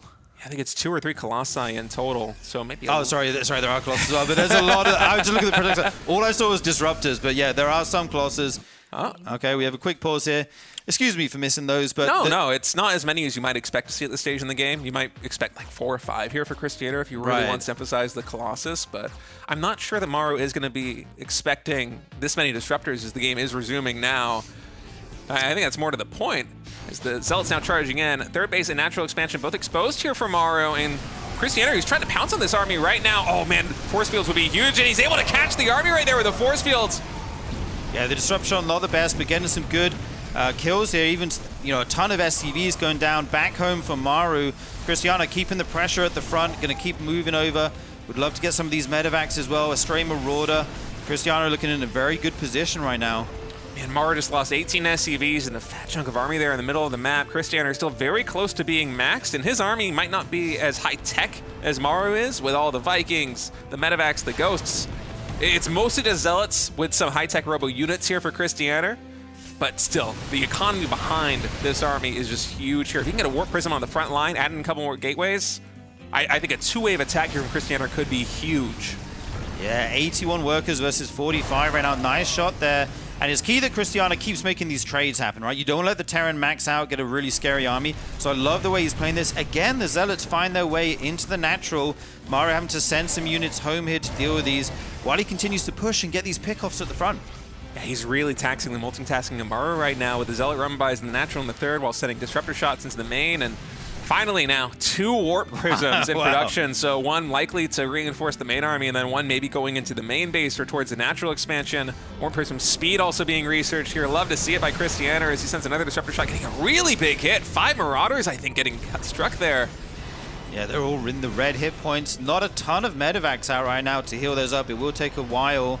Just a couple there with the army. Here comes the rest of it with the ghosts. That's a Widowmine shot at the front. And Krystianer, yeah, just trying to contain Maru on his side of the map. Don't let him get a 5th base. See what he can get done. Yeah, but I think if Krystianer allows Maru to get max supply, I think that he's going to have some issues because the army composition now for Krystianer, it is not a lot of Stalkers. It is mostly just Zealots and the Disruptors. And that's very good if you can do what Krystianer has been doing, which is send small squadrons of units, different sides of the map, make Maru micro against all of these different melee units and get damage done that way. But in a head-on engagement, Maru, the micro potential of his army is just so much greater than what Krystianer has. I think we need to see some kind of tech transition come in from Krystianer, but you know what? He lost some supply. Double Warp Prism in the main base. Here come the Zealots. The Vikings will take care of these Prisms, but there's so many Zealots here. They will be taken care of while Krystianer pushes once more at the front. It's so hard to deal with the push and disruptor shots as well. Yeah, that seems to be the MO here for Krystianer, is just try to tax Maru's multitasking as much as possible, but honestly, Maru, he might have lost 14 SVs during all of this, but that was a huge swing in army supply. It is now 130 to 80 army supply here in the advantage of Maru. And Krystianer behind this, he did take 2 more Vespian Geysers, but he never went to Storm. He's adding in a 3rd robotics facility now. Wow. I'm not sure he's going to have enough muscle to stand against 140 supply of stimmed bio. Yeah, that is insane. That is so much Terran army. And is pushing across the map. Finally, Maru said, okay, I'm done defending. I'm maxed out now. This is where I wanted to get in this game. He's even split his army, and it looks huge. Both parts of it here on the mini-map.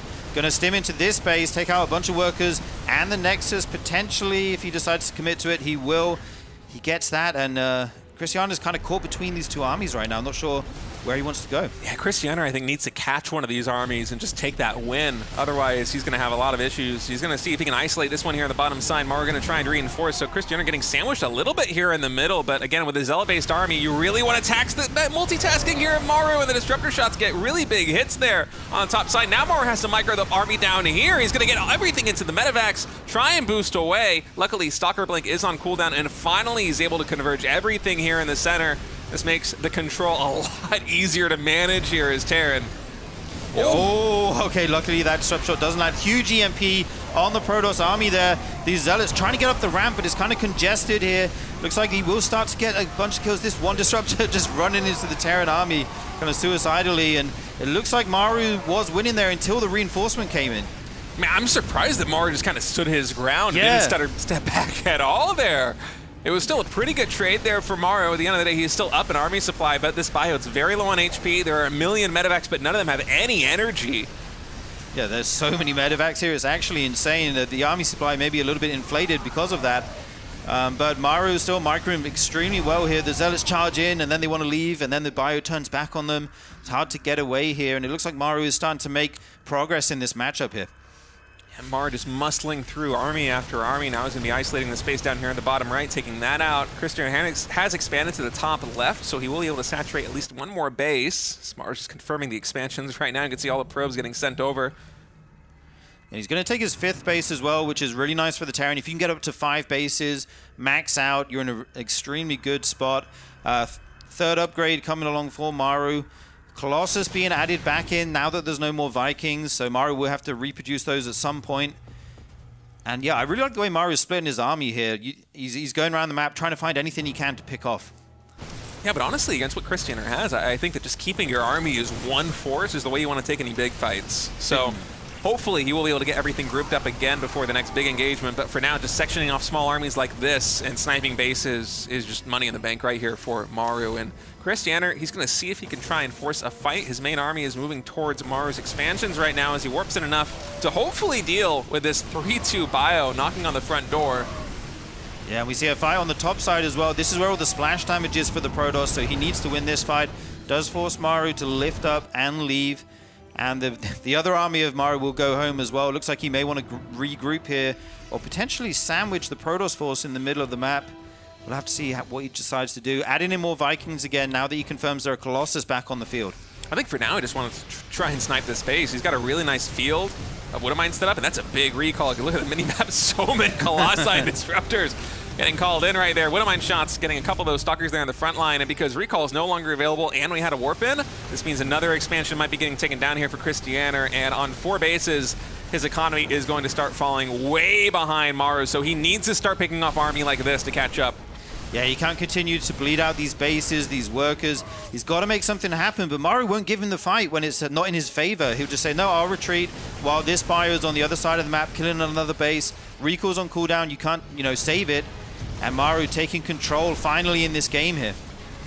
Oh man, the Colossi get isolated right there. Every single Disruptor shot comes out. The connections are pretty good, but the Bio, it's only in the red. A lot of it has not been defeated just yet. And the Zealots, they focus on the SCVs first, so there isn't quite enough front line here for Krystianer and Maru. Oh man, we said it might have to fight back after the first push failed. Boy, did he ever. GG is called, and Maru is going to sweep this series 2-0. Yeah, it's a 2-0, but I got to say, that was a great game. I was so impressed with Krystianer's defense in the beginning of the game. He looked like he was in a really good spot for a long time, but Maru kind of dug his heels in, rode it out, got maxed out, and then started multitasking around the map, able to come back here in game number 2. I mean, Maru did what Maru did best, which is not die. Right. Of all the Terran players in the world, he's probably the most difficult one to kill. So, oh man, Krystianer, he tried to play that game, tried to knock him out, but just wasn't quite enough. But as you said, it was a very impressive performance from our Polish Protoss player. He will fall to the losers match versus ByuN. Will be happening in just a moment, but oof, man, feisty games we have so far today. Awesome games. It's always a treat to see Maru play. Like, we know what to expect from him, but even every time you see it, it's always a treat. Love to watch Maru play. And yeah, he's going to move on to the winners match here, where he will go up against Shin. I know you like to bring up the statistics of this one. Yes. Very, very Maru favored. Maybe today is finally the day. Maybe. The Shin breaks the curse. I think last time they played in RSL, Maru beat Shin with his Protoss, so we'll have to wait and see, Sturgeon.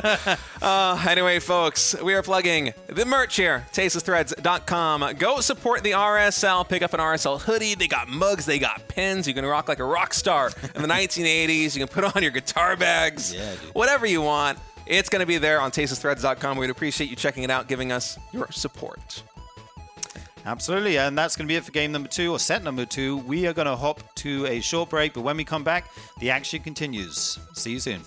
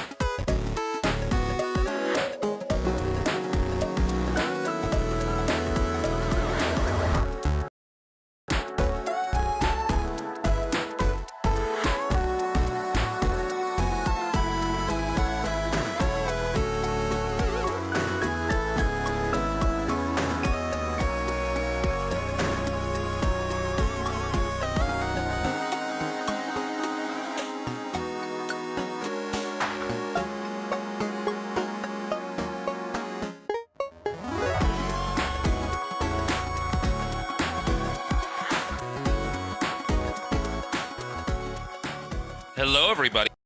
And thank you for waiting. We're going to go into the, well, I was saying right before we went on camera, this is kind of the big match of the day here. It's going to be Maru versus Shin. Yeah, if you're a Maru fan, you got some more Maru action coming up. I can't wait to see it. It's the big match, but it's also extremely Maru favored statistically throughout history. I was just saying earlier, maybe today is finally the day Shin can get that win. I think he's good enough to do it for sure. Maybe it's kind of a mental thing, but we'll have to see if he's able to break through here. Yeah, you know, I think it's going to be a good match that probably will be a Maru victory. I would love to be surprised and see Shin come out here, but some matchups have been very, very defined. So we have 3 more best of 3s to wrap up Group D, and then when we're done, we're going to go into the actual bracketed part here. So we're almost done with this phase of the tournament here. Up after this, it is going to be ByuN versus Krystianer, which should be a good match here as well. But I think it's likely to be a Maru victory. I mean, you know, one thing is that there's been so many for so long Korean tournaments with a lot of the same players, right? We've kind of seen this played out. But, you know, Shin, he's always improving. I thought he brought some great ideas versus ByuN. The problem is that Maru is just such a different beast of a player. Yeah, indeed. He seems to have Shin's number, and he plays all kinds of different styles against him as well. I think last time in the RSL, he was using mech against Shin, and Shin got into like a really winning position, but just wasn't quite able to close it out. Let's see how it goes today. The first map is going to be one of our new ones here in the RSL, Missing You Today. So we'll have to see if they have any map-specific strategies for this matchup here. Yeah, it's going to have to... I don't know. When you look at Maru and Shin, these guys are both nothing gimmicky. These guys have got huge ranges of play here. The thing that I always feel like I see Maru better at than almost any other player is his like kind of tenacity. Like you know, in that last game that we saw from him, that ByuN State were casting, it was like there was periods where it did not look like it was going to be easy, but he just sort of overcomes it. A lot of good StarCraft players, and I think this includes me, is like they'll mess up their builds or things won't be going the way they're supposed to, and you get tilted, and it's like, this isn't the game I want to be in, right? You're kind of trying to go from A to Z perfectly. Maru can play like a really chaotic game and have a lot of surprises and be way behind and kind of still power through. Yeah, if this was like, if we had player cards, Maru would definitely have one of the highest like defense stats, right? Yeah. He can just hunker down and stay in a game for so long, and then eventually he gets to a big enough army and takes a perfect engagement and can just grind out these long games, making very few mistakes. It's kind of like in chess. Like sometimes you win a piece and then you're against someone better, but they just don't make any mistakes for the rest of the game, and they come back and beat you. Yeah, exactly. Yeah, that's actually a really good analogy. Like, yeah, they're playing so completely and fully in line with like what a perfect player does that even if you get ahead of material, it kind of ultimately doesn't matter because you're not able to harness that advantage. And that I've seen that so many times from Maru. So Maru sent the first SCV out and scouted, and he's just going to be zigzagging out here outside the front of the base. The first Reaper is going to come across the map, and yeah, I mean, we'll see if there's going to be any action to start this off, but I would not be shocked if both these guys are going to be powering for a while. Yeah, very standard builds here so far. The Lings are ready to meet this Reaper and just buy a little bit of time until the Queens pop, and then they will deal with it. The Lings actually run around the Reaper. I like this. He did this against ByuN as well, tried to get those in for a scout. Nice save on the drone there with that Spore Crawler trick. And once again, the Lings have dodged the Reaper. Yeah, so that SCV is going to go back home here. And it's going to be that 1-1-1 style of build here. We're going to have the factory finish up. The starport's going to start. And this is 3 command center. I was kind of waiting for this moment to see, is there going to be anything like a 2-base play or something like that? And I can't actually believe that this happened because these Lings, did they see the command center? It was close. It might have just been out of vision there. I'm not sure if he did get confirmation of that 30C. Okay, so he does. Did. So, wow, I'm surprised that he didn't just kind of, I don't know, let the Marine die or something to deny that information. Yeah. Well, also, I'm not sure if that's worth it. Why is there one Marine on that side of the deep build? You know what I mean? Why is that there? Like, that's not where it's supposed to be. You literally only have one Marine. You have one thing. The thing is, the natural CC is still building as well, right? So you want to keep that protected as well. Difficult spot there. Very nice scout again by Shin, though, running around the Reaper, getting all the info he can. But look, I mean, you see 3 command centers of them. That's the scout. Yeah. That's like what you need to see, and you go, okay, I know what kind of game this is. Right. So, yeah, I mean, let's see what Shin can do. So, we already kind of had an early game that was like this before with Shin versus ByuN. And I think Shin had a pretty interesting approach. He basically went for Ling Roach Ravager and kind of this, like, battering ram play. Damaged a lot of the infrastructure outside of ByuN's entrance, and then, basically kept that third command center parked back at home, not being used for a while because there were too many threats outside the base. But this is a different game, right? First of all, Maru doesn't have important infrastructure at his entrance. Now, maybe that means that a battering ram kind of Roach Ravager push is better. I don't know. But, yeah, I mean, let's see what kind of game Shin's... Okay, excuse me. I see the Hydra Den here. So this is already not that game. He's got a very different approach here. Yeah, he actually went for a quick layer here just after 3 minutes, delaying his third base a little bit. We just see it coming up now. I was kind of thinking this might look like a muta build, but the gases weren't perhaps as quick as I expected. So he's going to go for this quick layer Hydra style, get him +1 armor as well on the single eBay. That's obviously really good at reducing the Marine DPS. Gets his Hydra upgrades here. We'll have to see if he's going to try and be aggressive with these or just get a lot of Hydras out. He definitely has some choices here. Overlord's in production. No more drones being made. Okay, there are the drones, so not going to just pull the trigger and go crazy. Hellions are out on the map as well now. Yeah. So we've got this powering. We've got, excuse me, the armory coming down here. And so when you go for a lot of Hydras here, I mean, the burst damage is huge. So instead of like what we saw in the ByuN game where he basically like kind of created a threat and damaged that entrance and then stayed back, I think what he wants to do is actually just hit the third outright. He basically lets him take it, and then you kind of dive in with all these units and hit it. Maybe, sometimes if you have enough Hydras, you can shoot down the command center even before it can get away.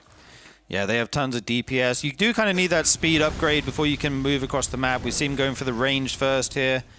And these Lings actually do find their way onto the third base. No SCVs here, but it'd be great if you could force a lift here just momentarily, but nope, the Hellions and Marines will come home. That SCV survives as well.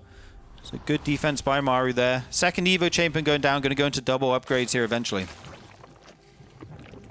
Okay, so we're waiting for the rest of these upgrades to finish up here. The third base for Maru is set up.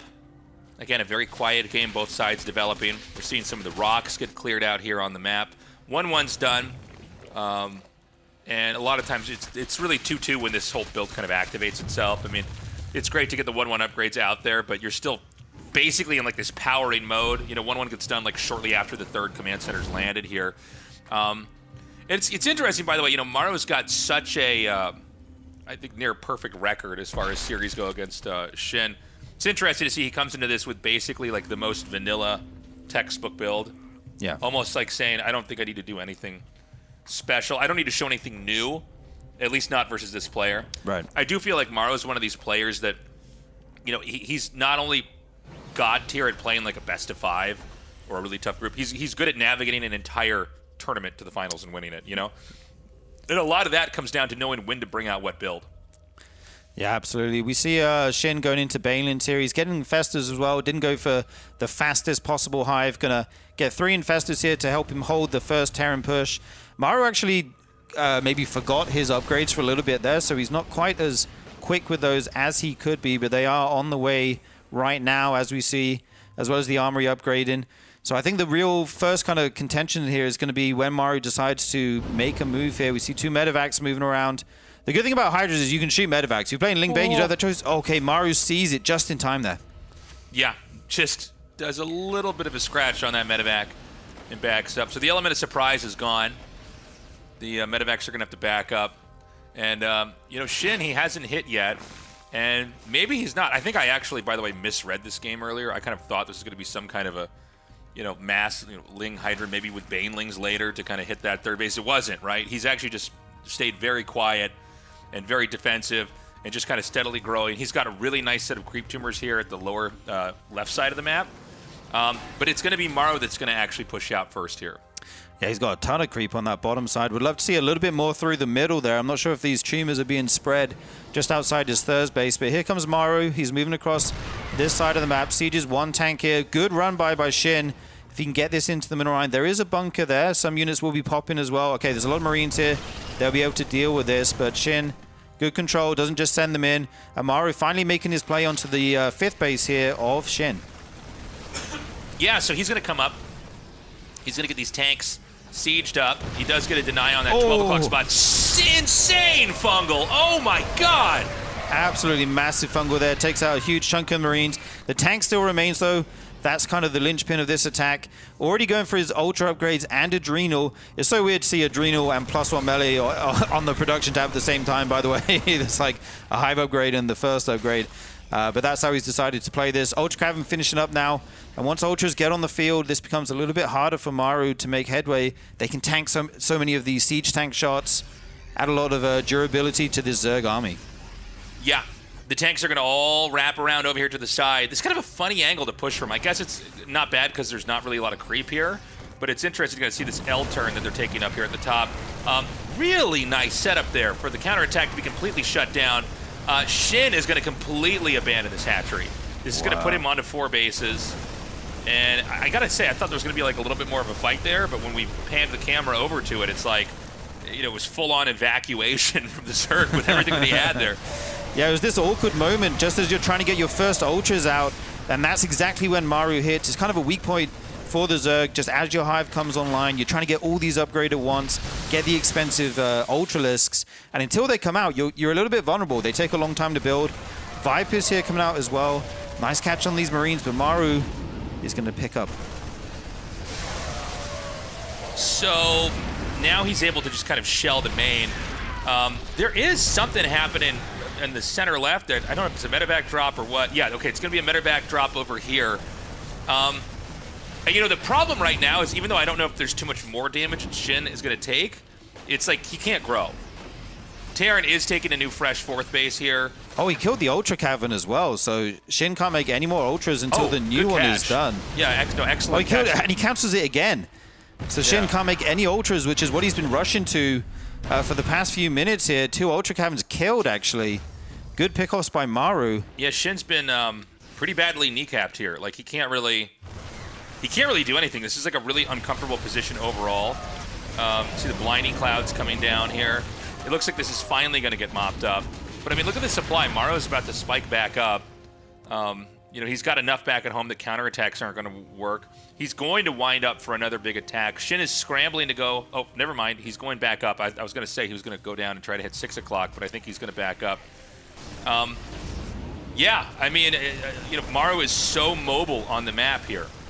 Yeah, and the issue for Shin is he lost his 5th base, and Maru's making his 5th now. It's not often you see the Terran get their 5th base before the Zerg, and here comes Maru again. Going to try and pick off this hatchery before the Zerg units get down. He will get it, essentially knocking Shin down to 3 mining bases. Good kiting here on the Ultralisk. That Widow Mine shot looked like it went so far, like kind of max range detonation there. And Maru is starting to whittle Shin away. Yeah, I mean, that was another beautiful move. And he's never overextending. Yeah. He's getting the damage, and then he's relocating. He knows, okay, you're going to try to counterattack. Even shaving off just these lings is nice. And, you know, honestly, there's really nowhere that Shin can expand to. He's kind of retaken both of the bases that were lost. Although I imagine Maru's going to hit that probably around when it finishes here. Yeah, and 1 Widow Mine down here being annoying. The sport actually got a drone with that. Nice. Yeah, that's funny.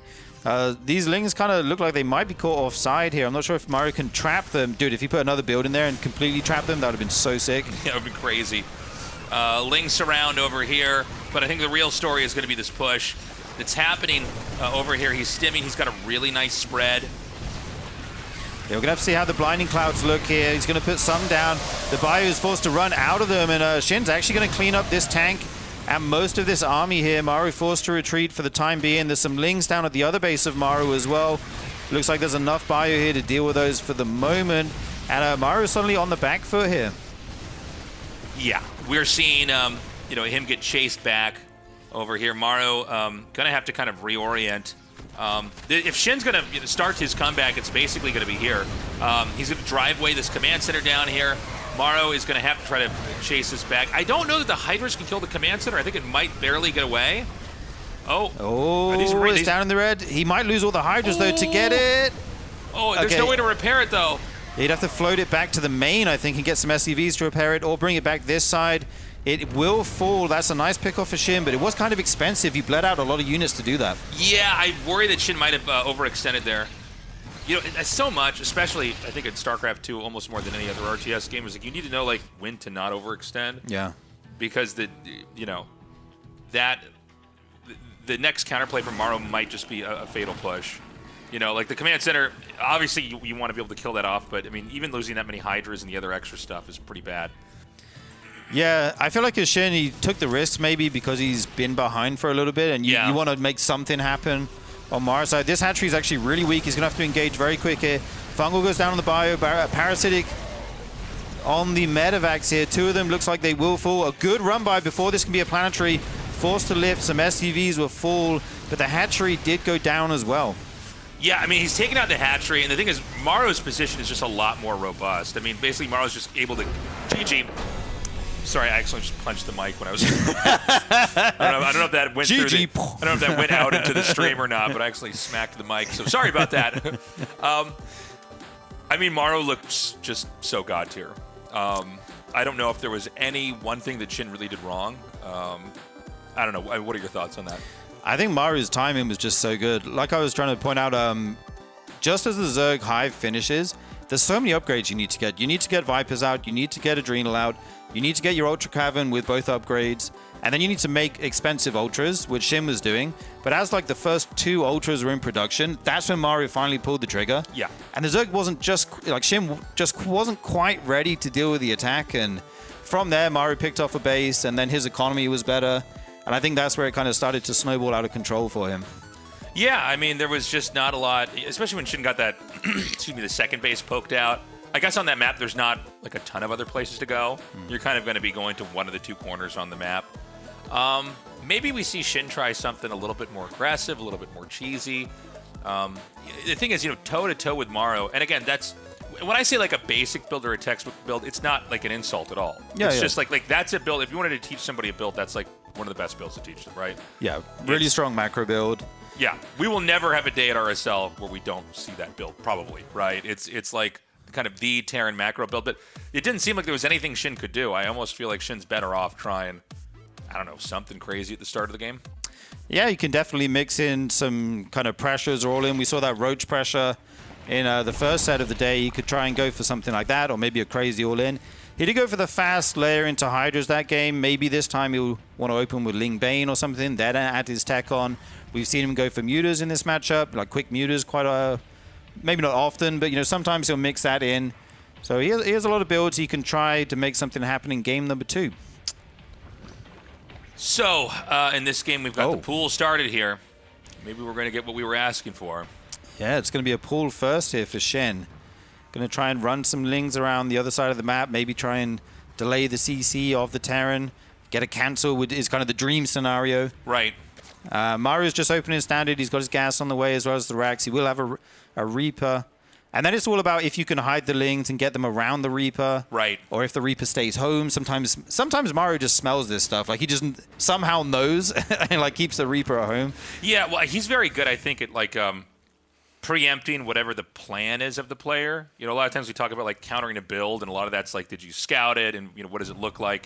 But I think he kind of knows how people, especially the way the losses pan out in a game, how the guy is going to try to maybe shift it in the next game. And I think that's why he's one of the many reasons, I guess, why he's such a good player. But yeah, I mean, not a quick hatchery here for Shin. Went for the pool first there. Yeah, you do have to delay that hatchery a little bit. The CC is on the low ground, which is obviously very normal. I guess the big thing we can point out is there's no SCV scout for Maru, so he's not able to get in. Like if you SCV scout and you see the hatchery going down at this time, you know it's a pool first. You probably keep your Reaper at home, minimize the damage. Right now, we do see the Reaper going through the middle of the map. 2 Lings, only 2 Lings at the moment. Going around the side, they would love to get the SCV and delay the CC from building.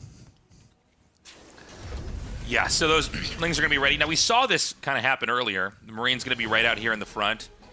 Now, these Lings should go for the SCV first instead of running up inside the main. So he's going to chase that SCV back. Here comes that Marine, and a couple SCVs are pulled. And, he's just so good at doing this exactly perfectly. Oh, nice. Ooh. Never mind. He actually gets that 1 kill. Okay, nice pick off there. Able to pay for those Lings. And a bit of mining time lost for Maru as well. The Reapers at the front now. We'll see exactly what's going on. And now Shin's going back into drones. Things will turn into a more normal game. Maru's response is to go for another quick third CC here.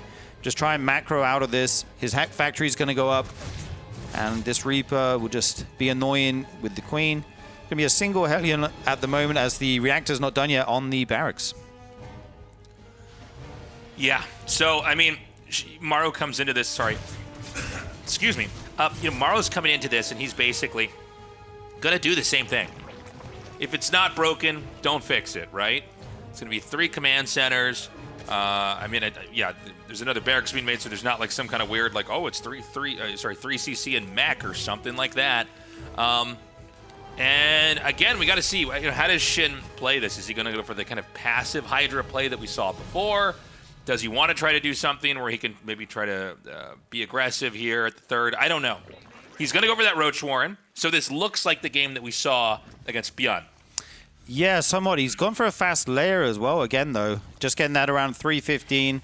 Could be some kind of crazy Roach build, Roach all in. Just now, Maru sees that. He actually made the layer the natural. So if the Terran scans the main, he wouldn't see it come in. Very curious what Shin's looking for. This one Hellion managing to sneak in here is so annoying.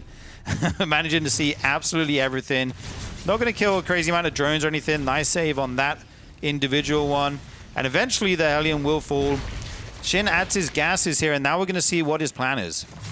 Yeah, meanwhile, I mean, it's all, this bread and butter of TVZ here. We've got, the stim coming along. I know that the 2 eBays were thrown down there. Although, did he only get 1? He's only getting the attack upgrade here. Yeah, I can't believe this Reaper's come in and Maru's got 3 workers at this point in the game. That's pretty insane. That's crazy. Okay, so he's not getting... He forgot the armor upgrade.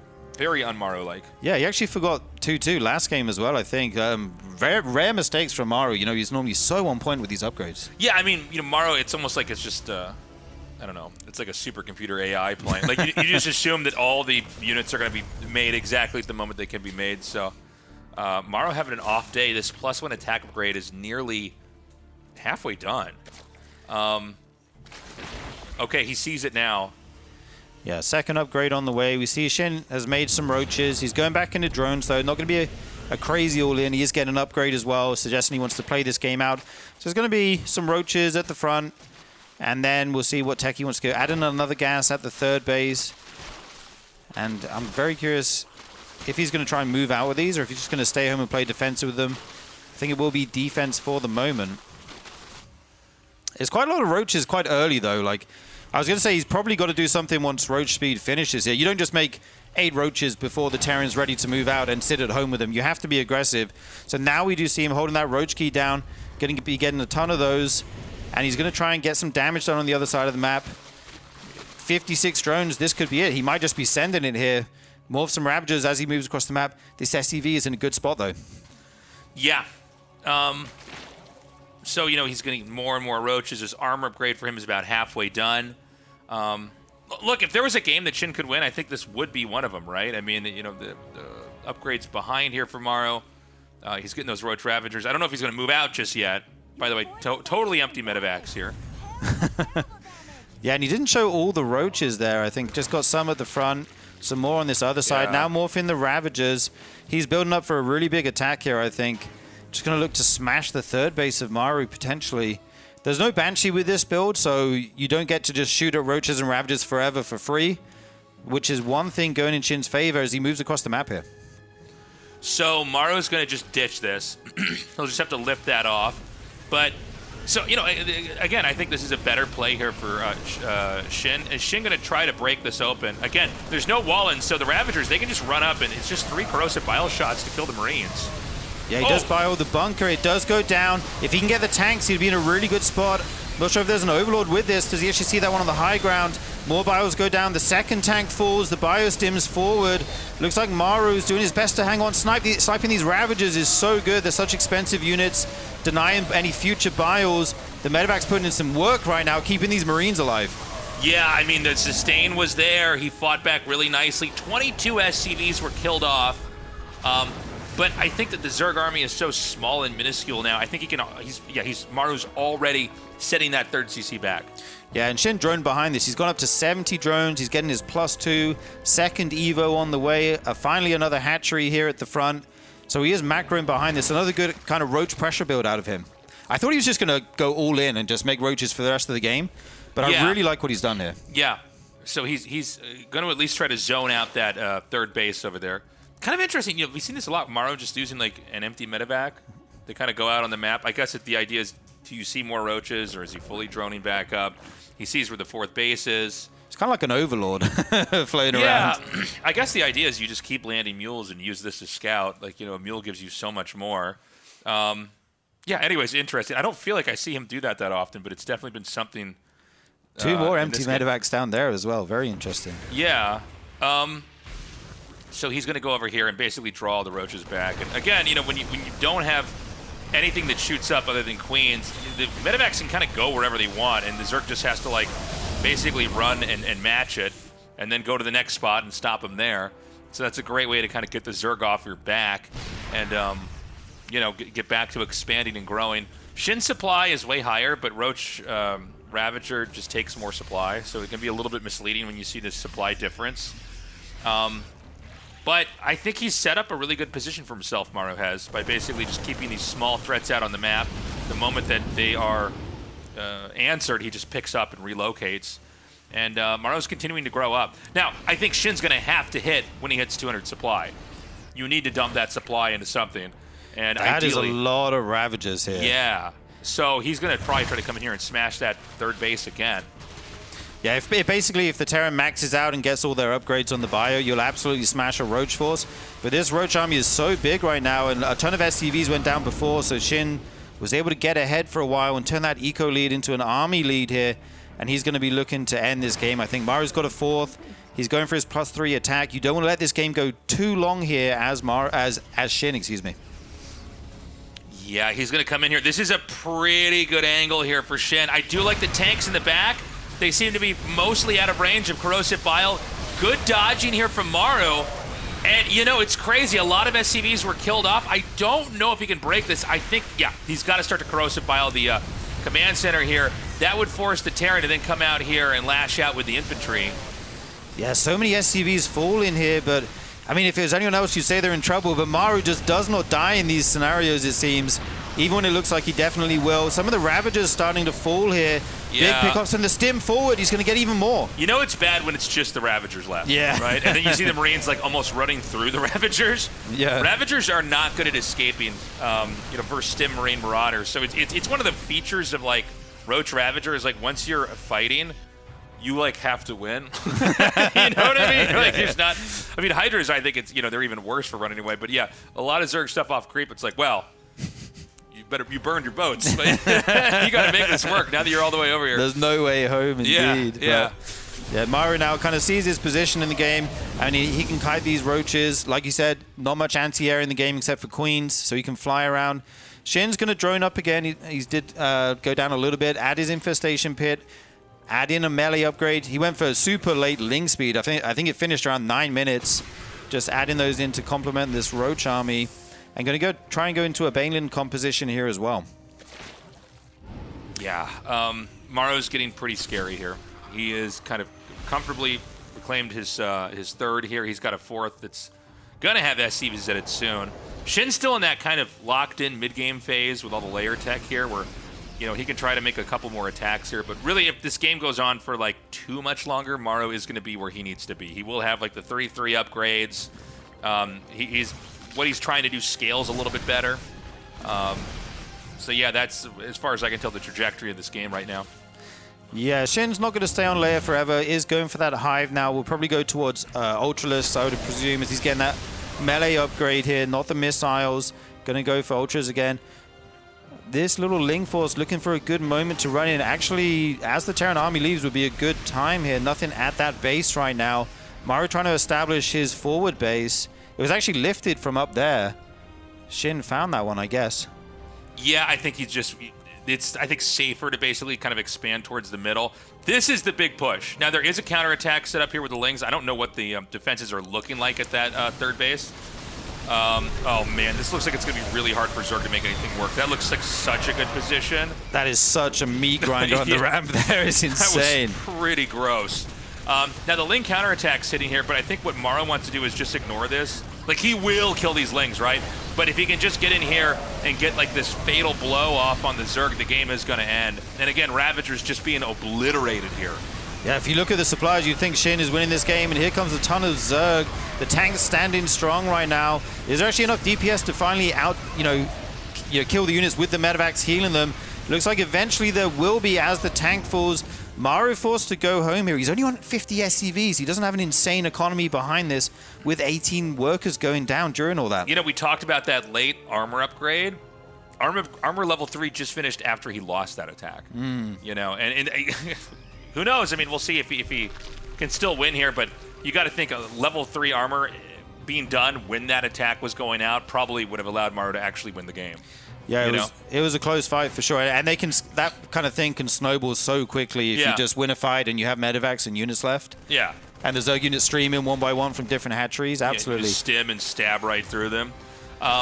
So Shin right now is having to clean up some harass over here on the map. Medevacs still have a decent amount of energy. +3's done. So Shin's kind of turtled up. Oh, hold on. He's actually going to drop over here. Maru's going to actually hit in this area.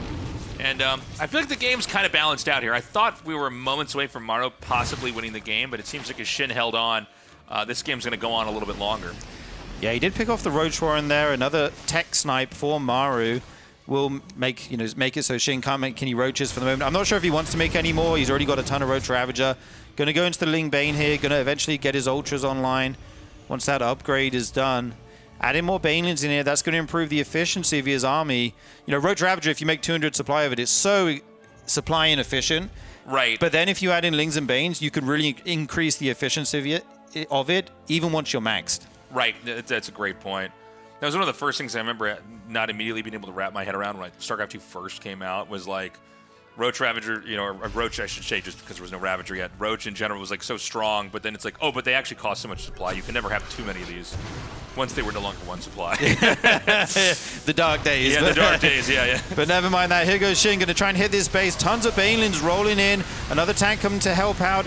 Does Shin have enough here to break this? It looks like he might just. That one tank not sieged. Ling's in the third base of Maru as well. Is Shin going to do it here in game number 2, Tasteless? Yeah, you know, I think he is, Steve. It looks like he's going to be able to come through. And, I mean, I see everything. Yep, that's going to be a GG. I was going to say the only thing that's in that game for Terra now is SCVs, and they're not going to be there for that much longer. Nicely done. Shin gets a win there. Maru, honestly, playing pretty sloppy. Yeah, we don't often see him miss things like these upgrades. Like, yeah, this is 101 Terran, right? And Maru's so good at macro. Well, this is like this is pro StarCraft, right? Yeah. Like, you never assume that someone's just going to not have one of 2 eBays running, right? I mean, that's crazy. And yet, yeah, I mean, he had I'm trying to think of all the times I've ever said a sloppy game from Maru. This might be the first time it's ever come out of my mouth. So Shin takes that. Nicely done. Maru not playing the kind of games we were used to seeing. And that late upgrade, that panned out all the way to the end. That huge attack where Maru moved out and it was held off. Armor 3 finished right when the last unit was killed. How crazy is that? Yeah, and it was such a close fight. It really could have made a difference. I'm just actually amazed that Maru was able to stay alive at all in that game. When I saw the first Roach push hit, and there was just so much Zerg, I thought, okay, Maru's probably going to die here, but he just held on and actually managed to make a game of it. Yeah. And the game dragged out for like another 10 minutes. That's pretty shocking to me. And as Shin, you're probably like, wow, that's scary to play against. But I do like the choice of strategy for him, taking it to Maru, not just macroing up forever, trying to get a really high drone count, actually being aggressive. Yeah, like a little bit of control play. Yeah. Coming in there and then, you know, at least forcing the third CC to lift off and taking some fights. No, I'm glad he went for that. We're going to go to Mothership for map 3 when this game's ready to go. But, you know, one of these players is going to advance here. Probably Maru, but it could be Shin. And Shin, like, never beats Maru in series. Oh, no, the statistics are actually insane. Yeah. But, I mean, this might be the day. All he needs is one more map. It's Mothership. It's a 3-player map. Things can get a bit wild if you scout the wrong way. You know, that could have a big impact. I think Shin might do it. Like, I'm a believer, man. I mean, he absolutely. I mean, that would be very exciting if he did it. And again, we kind of need, like, you know, some more Zergs in the rest of the tournament. So let's see what happens. Our game is loading up. Maru versus Shin, tied up 1-1, where we will find out who will be the first player to advance out of Group D. I'm so excited to get into this one. Will Maru be the Terran player making it out of the group, or will Shin make history and finally beat him? We will have to see here as we load into Mothership. It's not going to be... Oh, also worth mentioning, Shin went for that pool first as well. We kind of forgot to go back to that. But Oh, actually, I totally forgot about that. That's right. yeah, which changed the course of the game, right? Yeah, I mean, going for the early pool there. Let's see what he does this time. I could be wrong. I'm going to go out on a limb here. Totally guess. I think Maru's probably going to do just kind of the same thing again. I would totally believe it if he just went back into another 3cc, 8 racks kind of push play here. And for Shin, I mean, I would not be surprised if he kind of stuck with that Roach Ravager style. That seemed to be very strong. It took down ByuN. And obviously it just took down Maru here, which is, an even bigger feat. So Maru is just, beyond having great control and picking great strategies. And it was not true in the last game, but generally it's like he's the perfect machine. He's firing on all cylinders. He's going to have about as good control as is humanly possible. And his macro is just never really missing a beat. I mean, he's kind of the perfect Terran in a lot of ways. For sure. Just to kind of draw attention to Shin's build here, is he's done things a little bit differently. He's gone for the hatchery before Overlord. Normally you go for that 15 Overlord, get the hatchery down to 16, then the gas, and then the pool. But he's changed the order slightly. You go 15 hatch, then 15 pool, get the gas at 19. And the benefit of this build is that your queens come out much earlier than usual, and you don't need to make as many lings to deal with the Reaper. Sometimes you can even go without the lings at all and just run your drones for a second, or you can make one set of lings and then you don't have to run them. It does delay your ling speed quite a bit, but you still have it in time to deal with the Hellions when they normally show up around 350. So just a slight deviation here in the build orders for Shin, but something worth mentioning. Yeah. I mean, all these little deviations do kind of ripple through the rest of the game, and it's always interesting to see where exactly it's going to take us. Excuse me. So, Maru on his side of things, it's always going to be that command center into the 111, into the barracks, the factory, and the starport here.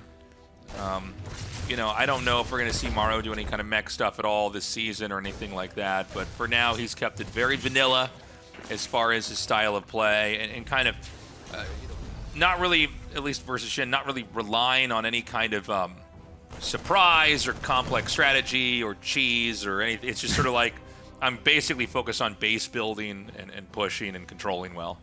And once again, we see him go for a quick third CC here before the 3-minute mark. Looks like, yeah, like you said, he's just picked a build, and this is what he's rocking with today. Not going to be going for anything crazy in the early game. We often see him proxy a barracks or something like that, go tech heavy. But yeah, it's just going to be quick 3 CCs, macro up, and try and play this out. Shin's just droning hard. His ling speed is on the way. And yeah, we'll have to see what the choice is going to be here as we go into the mid-game. No third base just yet. This Reaper being a little bit annoying, but nothing insane.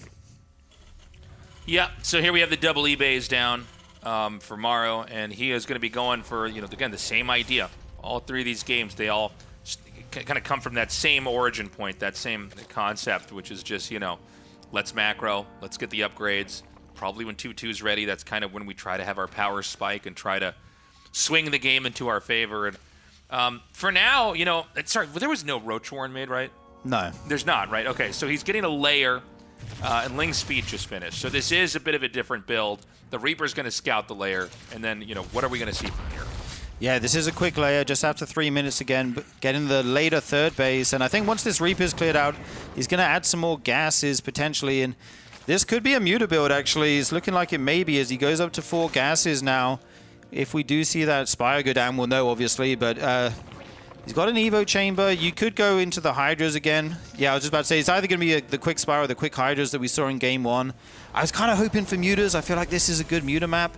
So much airspace to fly around in and find holes in the Terran defense. I had the same thought. Yeah. I thought it was going to be Muta tech here. But it is going to be Hydras. And we have that Evo chamber finishing up here as well. It's interesting, In games like this, they're kind of slow to start. We're watching both sides basically kind of build up and develop. And so, we'll see how soon Maru can land that third command center. The sooner you land it, the more money you get, but also there's opportunities for Zerg to try to attack it. So there is always the balancing act of like, okay, well, let's just get a couple more SCVs out, and then we're going to eventually take that when we think the time is right. Yeah, indeed. I'm just thinking about the tells for the muta build, and I guess if you get an Evo chamber, you can't be going for the fastest mutas. You want to get, all your gas banked up to make those mutas as quick as possible, and then normally you get the Evo chamber after the Spire if you go mutas. So the Hydras here do make sense. He'll be able to use those to try and thwart the first Terran push. If it does end up coming here, we see Maru add in the Armory. Hopefully he gets his 2-2 on time this game. I think that's going to help him a lot. These Lings chasing this Hellion all the way home. Yeah. Yeah, he runs all the way back over there. 1-1 is about to finish up. Everything is synced right now for Maru. I mean, he's doing exactly what he needed to do in the last game, right? So he's kind of made those adjustments. And when 1-1 finishes here, we're going to probably see 2-2 any second now. Yeah, so satisfying to see the numbers exactly the same on the double upgrade. Yeah, yeah. When I do it, there's always like 2 seconds between them. Yeah. But when you watch Maru, it's like literally counted down exactly perfect. Yeah. Actually forcing a lift on the third CC with these Lings. Upgrades are like synchronized swimmers or something. Like everything's moving perfectly. So the third CC is going to land, and here comes the Ling Hydra. Remember, I was kind of talking about this in Game 1, and then it didn't happen, but I guess now we're going to have something like this in Game 3, where he is going to try to burst down the third base position here. And Maru, once again, he immediately picks it up. So he's so good. Dude, Maru knows, man. He knows what's happening right now. Here comes the Hydras. Here comes the Lings. I don't think you want to attack into that, though. He's actually droned behind this, so it's kind of like a roach pressure, but with Hydra Ling. You deny the third base to the Terran, you make them stay home. He goes back into drones, adds the Baneling Nest. Again, I like this kind of tempo play we're seeing out of Shin here. Yeah, I love that Maru pulls that back. I don't know what you would do. Sometimes, like, I'm like, maybe this is the wrong time to do it, but I would not pull it back into my base. You know what I mean? I'd be like, no, we've gone too far. Like, I have to go down this wrong path in the game and try to just hold it. Maru's like, no, this isn't ideal. The longer the CC's in the air, like, the less SCVs you're making, less resources you're mining. But he's like, just like, nope, we're just going to sidestep this, any possibility of risk here. And, it's funny because Shin dumped a lot of units into attacking that and kind of getting a punish. And weirdly, if you float the CC out, land it, pick it back up, and move it back in, who's actually ahead and who's behind, right? Right. Yeah, that's basically the best way to minimize the damage. He doesn't have to repair it or even potentially lose it. So I really like the way Maru dealt with that. And he was so quick with that, by the way. Yeah. He just got that out of there instantly. Sharking around with these Marines, checking there's no Zerg units hanging around on the edge of the map. Shin going to go into the infestation pit here, probably move up to Hive shortly. Got to be careful with these Hydras. Oh, actually, could have got a medevac Hero there. medevac tanking the damage for the Marines. That's a new strategy. Why don't you let your medevacs tank it perfectly? You mean and the then Marines meta-tanks? Yeah, exactly. That was crazy looking. So keep in mind, this map is huge, kind of hard to push. Obviously, that's ultimately how you have to win, right?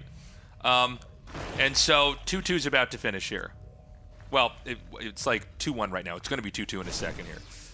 Yeah, Maru filling out his upgrades, getting a sensor tower as well to get some vision. Tons of kind of pathways to run through on this map here. Hive on the way as well. Shin going to be going up to that Hive tech.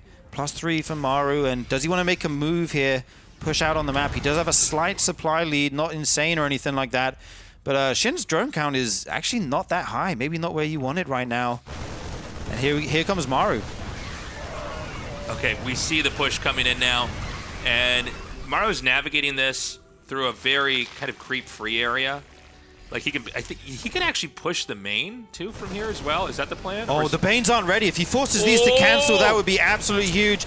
Will he go for it? Okay, they're gonna finish just in time, but he loses some of them.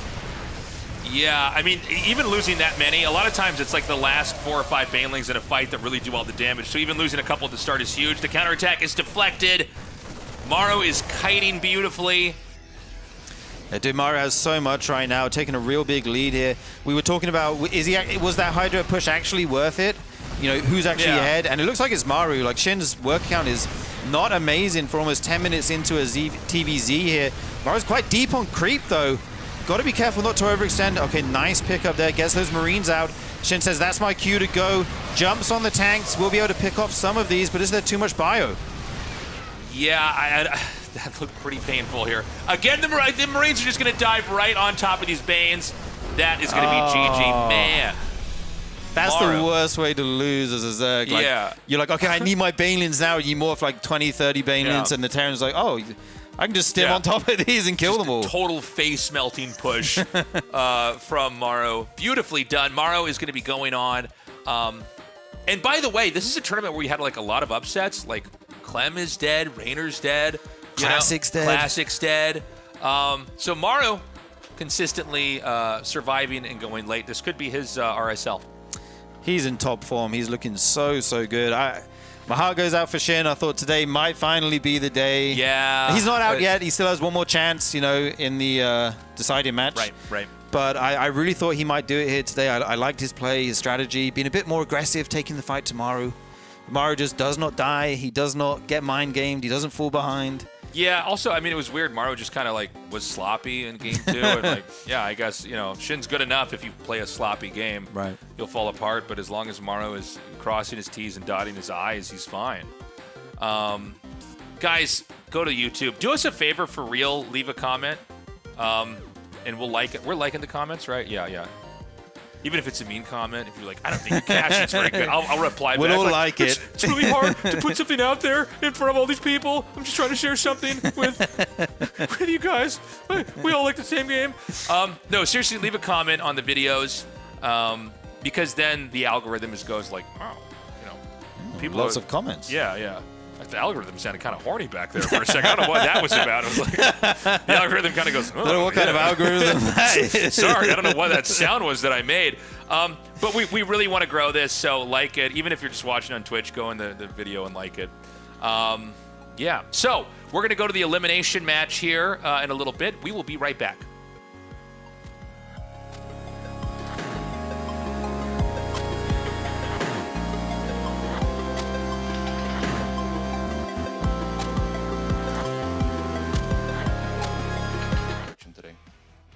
사실 올해 김도우 선수가 굉장히 다양한 이제 빌드를 선보이셨는데 이번 시리즈에서는 굉장히 좀 무난하게 일단은 운영으로 위주로 하셨거든요. 그래서 이번 경기에서는 좀 무난하게 좀 운영 위주로 해도 충분히 이길 수 있다라는 좀 자신감이 있으셨는지 굉장히 궁금하네요. 솔직히 중간에 조금씩 이제 뭐 공명사도라든지 좀 빌드를 섞으려고 했는데 상대가 오버로드로 서치를 하기도 하고 좀 의식을 많이 하고 있는 것 같아가지고 저도 뭐 후반 운영 자신 있으니까 그냥 후반전 가자라는 생각으로 게임을 했습니다. Well, actually, I had some of the builds in my mind to do. Actually, especially I tried to use the Adepts more, but actually, Rainer was scouting very often, and he's constantly sent OVs out. So I just tried to just go macro and and I'm very confident on the late game macro situation. So yeah, let's go late game. Let's go macro. I'm very confident about it. So yeah, try to use, but I just didn't. All right, so looking at the other semifinals, we have ByuN going up against Hero. These are two guys that obviously you've played against a lot in Protoss versus Protoss in the past. I wonder how you think that they will actually match up against each other. Do you look at one of these two and think, oh, maybe stylistically or just skill-wise, this player is really favored to beat the other? 이제 결승 상대가 이제 김준호 선수 아니면은 박한수 선수일 텐데 사실 두 선수 다 좀 각자 다른 플레이 스타일 갖고 있잖아요. 근데 이 두 선수를 매치업 놓고 평가할 때 좀 어느 선수가 좀 올라올 것 같으신지, 어느 선수가 좀 더 좋다고 좀 평가를 하시는지 궁금하네요. 제가 원하는 거는 한솔인데 준호가 요새 워낙 잘하고 있기 때문에 히어로 선수가 올라올 것 같고 최근에 연습할 때 준호랑 많이 했는데 되게 잘하더라고요. 결승에서 만날 것 같습니다. Yeah, personally, I favor ByuN over Hero because I just want him to play against him. But that being said, Hero played really well in this practice and scrims against me. So yeah, I think he showed a very solid form. So I think Hero will advance to grand finals. All right. I had one more game-related question about, we've seen since the new patch a lot more Ultralisk play coming out from the Zerg players. And what does he think about that sort of composition compared to the more standard Lurker or Broodlord based play? 사실 이번 패치로 인해서 좀 울트라 위주의 또 공격적인 적의 플레이들이 좀 많이 나오고 있잖아요. 사실 그래서 기존의 이제 후반 운영에 있어서 뭐 무리군주라든지 이런 것들보다 좀 울트라가 많이 나오는 거에 있어서 좀 어떻게 생각을 하시는지 궁금하네요. 솔직히 울트라 오늘까지만 해도 이제 오늘 경기 하기 전까지만 해도 이렇게 세다라고 생각을 안 했는데 오늘 해보니까 굉장히 세더라고요. 네, 앞으로 좀 울트라가 많이 나올 것 같고 저도 네, 좀 대처 방법을 잘 해야 될 것 같습니다. Well, I mean, until today, I didn't really feel that Ultra isn't that strong, but now I feel the power of Ultralisks. Now I'll need to prepare, find preparations for that. I'll need to find a counter.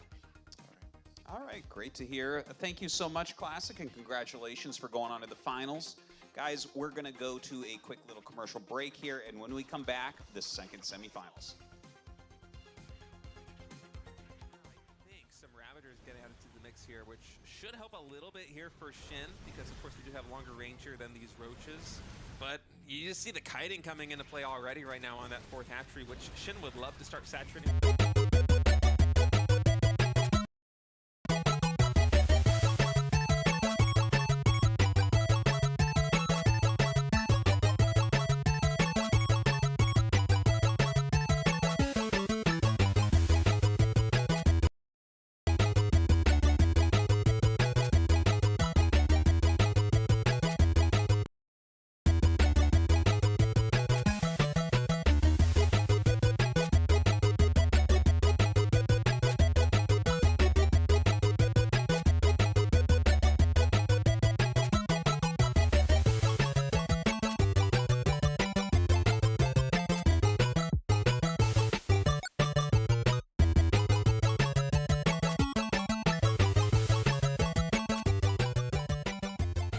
Welcome back, everybody. We are moving on to the elimination match here in Group D of the RSL.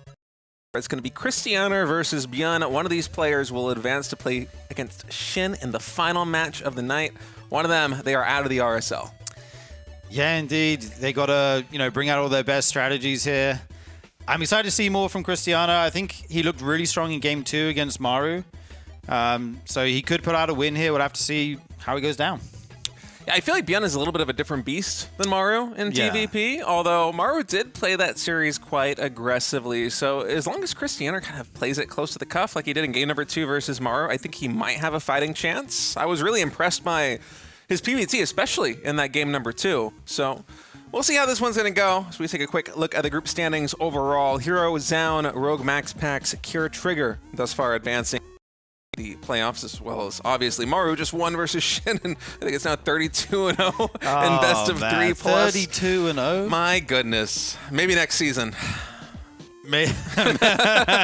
There's always a chance. I mean, as that number gets bigger and bigger, I feel like the chances for a win get smaller. But yeah, I think he played well today. It could have gone his way. Unfortunately, didn't.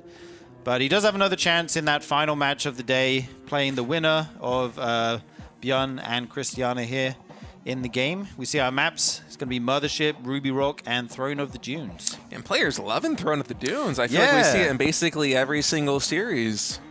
Yeah, that and 10,000 feet I feel like are the most popular maps. We actually didn't see 10,000 feet today. I feel like I keep missing the cast with 10,000 feet. But like every other day I've cast has been a 10,000 feet map in every set, it felt like. All right, game number 1 on Mothership is loading in. A 3-player map, so I wonder if we're going to have any proxy shenanigans from either of these guys as we hop into map number 1. Let's get to it. Spawning in the bottom quadrant, it is Krystianer, the blue Protoss. In the top right, red Terran, it is ByuN. Yeah, going for the 3-player map first is very interesting. I feel like when Mothership gets picked, it's normally one of the last maps. You kind of pick the comfortable 2-player maps for a while, and then, okay, what's left? Well, Mothership's there. Okay, I'll play that. Even though it's a 3-player map, the pros are obviously comfortable on it, and we get some very interesting games, which is nice for us. And of course, you have the little mini game of, am I scouting the right way in the beginning? Am I going the wrong way? When do I get my information? Ooh, gas first opening coming in from ByuN here. A little bit of an interesting mix-up here as Krystianer's going for the Gateway Scout. Luckily for him, his probe is going the correct way. Yeah. Should be scouting ByuN first. Yeah, he would love to get in and see that. That would be the dream. Obviously, like you said, ByuN is very different to Maru. We didn't see anything extremely crazy from Maru so far, but we know ByuN can do anything and will do anything in his means to win a game of StarCraft 2. Yeah, ByuN likes assembling these armies that just kind of look like a Swiss Army knife in TVP, where he has one that does everything, you know? Like, he'll have like a Cyclone and one Widow Mine and a Medevac with 2 Marines and a Marauder, so it just makes absolutely no sense. Reaper will join up on with that kind of thing, coming in the high ground, and I don't know. It's crazy the armies that he puts together, so I wonder if he's going to be trying to come up with some kind of crazy concoction again with this gas first opening. So far, it is just the Reaper. And so we might see a command center, just a slightly faster tech out of ByuN. Yeah, I'm curious if Krystianer clicked on the gas there of ByuN and saw, you know, how much had been mined and saw the timing of it. That is something you can do, and then you can know what your opponent's going for. We see the CC going down on the low ground here for ByuN as he gets a Reaper and an extremely fast factory behind it. Yeah, and I wonder if we're going to have another Reaper following up with that one, and we will see what's going to be on the production tab in just a moment, as this gas first opening does give you a lot of flexibility. Actually, it'll be straight into a reactor here for ByuN, as well as the second gas. So expansion into likely a 1-1-1 here for our Red Terran player. That Reaper now moving cross-map should be getting a good idea of what Krystianer is going for, and it's a similar opening to last time. He's going for the Adept, this time a much quicker Oracle than he did in his games versus Maru. Yeah, it seems like Krystianer really favors the Adept, you know, as his kind of first unit. We saw him go for 3 against Maru, go for that timing push. It is going to be a Stalker as the follow-up here, as well as the Twilight Council. So we could be going into Blink here. We could be looking at something rather kind of standard. Let's see what he wants to go for as the Starport and a Tech Lab goes down. This Reaper jumps in the main. The Adept is there. No shade available right now, so we'll have to chase slowly as one probe falls. Good start here for ByuN. Yeah, nice grenade. It's going to be hard for Krystianer to chase this one down. Oh, the Adept got a shot in, so there's one dead Reaper. Always feels good to clean that thing up as Protoss, and it's going to be Glaives coming in here for Krystianer. Okay, no, he fakes us out. He goes for Blink. That got me excited. That would have been sick, but yeah, it is going to be Blink. ByuN going for the Cyclone at home. He's going to be able to move across the map with that, pick off some units, and then you can go ahead and transfer that Tech Lab if you please. He's got a Medevac on the way as well. Oh, his CC wasn't perfectly placed? Yeah, he wanted to place it down as fast as he could, right, and the probe. Yeah, the probe was there. I forgot the probe was there, yeah. That makes sense. So just a little readjustment there. This Adept poking in to see what he can get done. Got to be careful. You don't want to lose this to the Cyclone. Ooh, likely going to get taken out here. We'll see. Is it going to survive on one hit or not? No, it's dead. Those Cyclones always seem to get the upper hand. Yeah, once they lock on, it's very difficult to get away. We see some shifting of the buildings here for the Terran. Cyclone going to move across the map. Quick third base for Krystianer, kind of playing pretty standard here, adding his Robo, adding some more gateways as Blink is on the way. And it's going to be a Raven for ByuN. Yeah, with 3-gate Blinks, Krystianer should have pretty much everything that he needs to kind of parry the harassment that ByuN is going for. And it's important that he doesn't take this bait too much, because I think there will be a drop heading into the natural expansion. And for Marines, without a shield battery, this will force all these probes to vacate the premises. This Blink is still a little bit of a ways away. Oh, this one unlucky Marine through the short straw. Sorry, Bob. See you later. That was pretty smart, sending the Cyclone to the third base to distract Krystianer, and then a 4 Marine drop into the natural. Couple probes, doesn't seem like a lot, but in this early game, these small losses can actually have a big impact. Oh, absolutely. Just anything you can get done, right? Yeah. Trading 1 Marine for 2 probes and some mining time there. The natural expansion is a win for ByuN as he's continuing to macro up, adding in another barracks. Engineering bay also coming in, and Krystianer just barely missing this Raven with his move-out timing. We'll see if he can get anything done with these Stalkers. He does have enough to one-shot these Marines, but ByuN pulls them back just quickly enough that they will survive. Yeah, Robo Bay on the way again. I'm curious if we go for Disruptors once more. He did go for, like, I think it was 3 Colossus and then a ton of Disruptors after that. I kind of like that style, going into a quick charge as well. Another gateway on the way. This Cyclone moving around. Checking the outside of the map here. And yeah, ByuN looks like he might be gearing up for a push here in the near future. Yeah, with no third command center, it certainly does look that way. Yeah. The Observer coming in, we'll see exactly what's going on in the Terran main base. Nice scout here for Krystianer. And the Stalker's going to try and delay this push as much as possible. This Cyclone somehow getting into the third base. Going to go to town on these probes. Yeah, and once again, it's trying to pull the attention away from the Raven heading into the main. Already getting 6 probes with this Cyclone. Now the auto turrets are landing here in the main base. Probes just now getting pulled. There are 3 Stalkers there to greet the Raven, but the That's going to be a lot of workers going down. 9 in total, might even get a Stalker for his trouble. Wow. Huge moves here by ByuN, harassing so well in multiple locations while he pushes at the front with this Marine tank force. Stim almost finished. That's probably going to be his cue to go siege those tanks at the front of the base. I like that Krystianer made that shield battery kind of between the natural, like at the very, very front of the natural. So he can kind of use it when he fights from the third as well, kiting towards it. That could be nice. We'll have to see if that plays into effect as ByuN sets up this push. Oh, actually going to turn around here. Huh. Yeah, he's pulling back for now. I thought he might be doing this just to wait until +1 infantry weapons is done, but with a third command center underway and combat shields, concussive shells getting started up, as well as 2 more barracks, I think this is just completely a pullback. But I wonder, had he committed, if he would have been able to get some damage done, because the Colossus count, is there even anyone on the map? Is that the first Colossus getting started now? Yeah, it's the first one getting started right now, so I think he might have had a window, but of course, it's easy for us to tell seeing absolutely everything, right? Sure, maybe he just thinks, oh, I got 6 probes at the third, I killed a bunch earlier on. Maybe I'm just ahead in this game. Maybe I can just macro out of this and, you know, play very safely and consistently here. Well, you can see after all that harassment, I mean, the income just keeps spiking here for ByuN, even though he's on 2 bases to the 3 of Krystianer, and the +1 infantry weapons done now. Combat shields also finishing up in a moment. It seems like this will be the timing for ByuN to try and exert some pressure here onto the third base. Krystianer, he is probing around the map right now with these stalkers. Could focus fire down one of these medevacs. Oh man, ByuN again, so quick with these pullbacks. His micro is so good, dude. He's never sloppily loses a unit. Really nice control here. He's going to start to move up. The army's kind of split. There's a little bit of a flank on the left side for Krystianer. He could send that in when he chooses. One Zealot goes down, and here comes the Zealot flank. I think he might want to wait until this next Colossus is done. Just add as much firepower as you possibly can. Those siege tanks don't have a lot of support for them back at home. Should ByuN decide to encroach on this How did these third Marines base. get here? Oh man, just a small section of Marines able to get so much damage done. Krystianer's going to pull the trigger now. Pouts on this position. Stalkers blinking forward. They will be able to focus fire down these medevacs, and there is enough on the ground for Krystianer to shoo ByuN away, but a lot of economic damage done again. Krystianer down to 51 workers. Yeah, 9 more workers going down. We must be up to like almost 30 probes lost in this game or so. But I mean, Krystianer had a good win on the ground, right? He did. He's going to continue pushing in. Honestly, I kind of feel like he should have. You would lose those Zealots. You wouldn't be able to get too much damage done, but I think trading those Zealots for all this injured bio would have been a worthy trade here for Krystianer, but instead he's going to do the smart conservative thing. He's going to pull back for now. He knows that ByuN is only on 2 bases, so he's going to play the safer option. Yeah, and go for double forge here. Nice and greedy. Get 2 upgrades at once. We often see just 1 for Protosses. It is expensive, slows down your other tech. He's going to go into the Templar Archives. This Raven still alive stayed. Yeah, there's a lot of dead airspace on this map, even with the Wallens, and with no shield battery here at the natural expansion, it's already got 9 kills on that Raven. And keep in mind, with the Cyclone early got like, what, 6 or 7 down in the third base? Yeah. It's been brutal. Finally, the third base lands here for ByuN. The Observer spots the timing of that, which is nice. And we have a War Prism as well on the way. That could be Krystianer's way to deal some damage back to ByuN if he's able to get that into the main base or something crazy like that. Or just reinforce his army. There's multiple ways he can use that. Observer does get sniped, so Krystianer now in the dark, but that third base, and he's taking a 4th base of his own, even sending a probe, I think, to take a 5th in just a moment.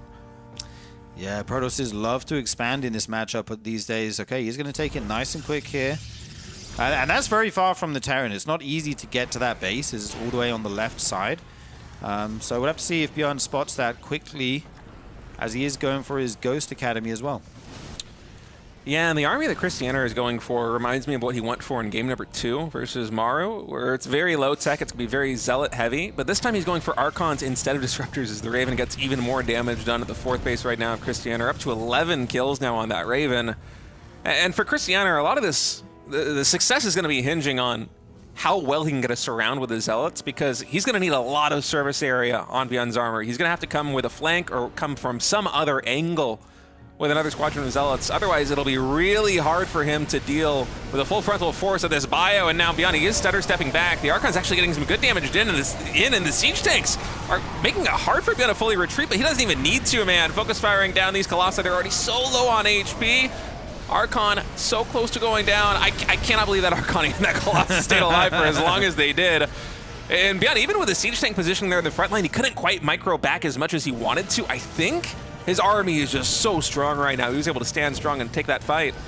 Yeah, his army is massive. The Raven's still being annoying. He's going to push the issue further. Sieges the tanks. Here comes Krystianer, going to try and crack this position. Blinks forward. The tanks do fall. The third one goes down. He forces ByuN to retreat for now. Here are the first ghosts on the field. We'll have to see if he's able to get some big EMPs, but no, it looks like ByuN's going to be cleared up for now, and somehow Krystianer suddenly took the supply lead. Yeah, man, one more big warp in there from Krystianer and a good fight, and he's able to push ByuN back to his side of the map, and now it's a 5-base Protoss versus the 3 bases of ByuN. And for Krystianer, the one thing that's kind of a pain in his side right now is how many probes he's lost, because he would love to have full saturation on these 4 or 5 bases. Instead, he's at 77 probes. He's still trying to get a couple more out. The minimap is a little bit deceiving in terms of income. Yeah, the whole Protoss army following this Raven now. A real thorn in the side of Krystianer. He would love to finally get this. Just chasing it with absolutely everything here. Oh, it's going to live! And it's going to live. 13 kills on this Raven. Oh, man. He's going to go back for more! Let's go! Dude, what a hero Raven. Oh, man. Talk about value. It's still alive. I don't even think there's no Stalkers 3 reaching over here. Yeah, oh, I mean, it's going to be difficult to kill it. It can hang out in the airspace for a while and start to drop more turrets to that base. But Krystianer's doing a really good job expanding here. Look at all these Protoss bases down the left side. I mean, just keep expanding away from the Terran player, right? That's what you want to do here as Krystianer. He's still playing this low-tech game. I think it's still just the 3 Vespene Geysers here for Krystianer. So you can see that really being reflected by the army composition. It's just a ton of Zealots assisted by some high-tech units, some Archons, some Colossi, but it's really just the Zealots. Yeah. He is almost maxed out now, and this is the time where you want to start trading as the Protoss, right? You don't want to let the Terran get too high supply where they reach that tipping point where the army's just a little bit too efficient and you start to lose the trade. So I think we'll look to see him be aggressive. This Raven once more coming in. And actually, he can't warp in anything because he is maxed, so he has to evacuate the whole mineral line for just a moment there. This might be the most annoying Raven I've ever seen. 16 kills. If that's me, I'm making a Stargate and a Void Ray or something, or a Phoenix. Just get this Raven out of here, Go straight for a Tempest, man. It's worth it. Yeah, man. I mean, true. All right. Well, finally, Krystianer, it's time for him to get some damage done. It looks like he's going to be favoring just a full front assault right here on ByuN. Ooh, that's a big EMP. Catches the 1 Sentry, the 1 Guardian Shield that Krystianer had available right here. That's going to go a long way towards dealing with the infantry weapons here at ByuN. There's a couple buildings here making a bit of a choke point over there. Slightly awkward to attack into with this many Zealots, but it looks like he has to pull the trigger. But ByuN is maxed as well. Here come the SCVs to help out. And yeah, Krystianer going to back up for now. Warp in again. Try to find his moment here. Another EMP comes in on the entire army, and you just don't have the surface area here as Krystianer to take these fights. Colossi getting taken down now. There is basically no more splash damage in this army. Some nice Warp Prism Micro will allow some of those units to retreat safely. This Raven is getting even more damage done. And for Krystianer, you need to find a way to get a full surround on this army. It's your only chance. These Zealots are just going to melt there on the front line, even with the Guardian Shield. The Vikings landing to add insult to injury, and nice. Okay, some reinforcing Zealots, but it's just not enough there, Sturgeon. There's so much bio here. ByuN stimming forwards, going to take out this Immortal and take this game more than likely. The Sentry tried to juke them there like it was a game of League of Legends or something, but it will go down. And, I mean, now that that's happened, ByuN can take out all these bases on the left side. Going to try and save these probes, try and hang in there, get one more army, maybe go for one more big fight, add in a couple disruptors, and he actually makes it home. The Raven is still alive. 18 kills in total, as ByuN is now taking out the 9 o'clock base. And he moves us out of that round, so he'll find another expansion to take down, as Krystianer's economy is basically reset back to the Stone Age. He has 1 shot with the bank that he has to remax. Yeah.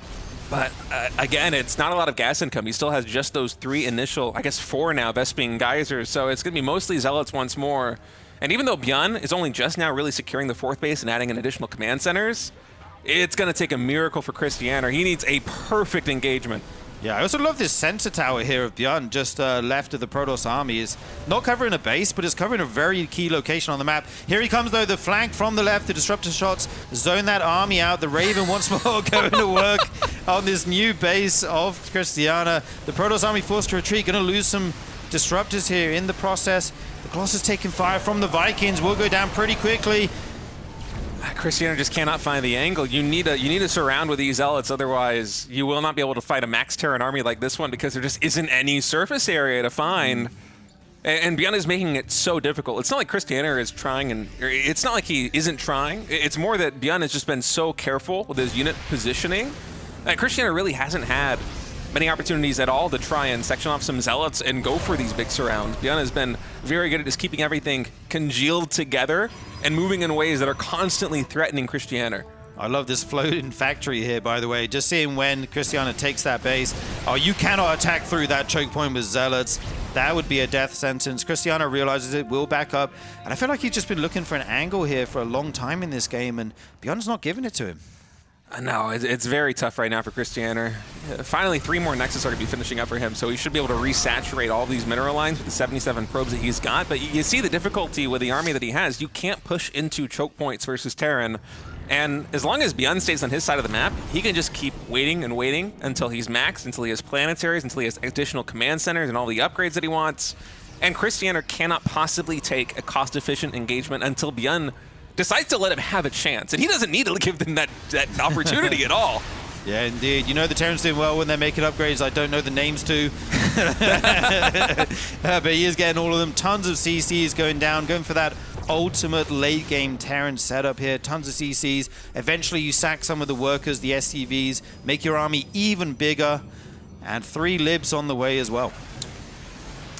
All right, ByuN continuing to pressure down towards a natural expansion here, and Krystianer is, yeah, it feels like he has 2 maxed armies right now sometimes, the way that you see these engagements taking place. And you see Krystianer is able to shoo away one of these armies, and for a moment I thought ByuN might actually just try and bop this Nexus here with the remaining forces, but instead, no, he's going to everything, and as you see, it's another choke point for these elves to try and fight into.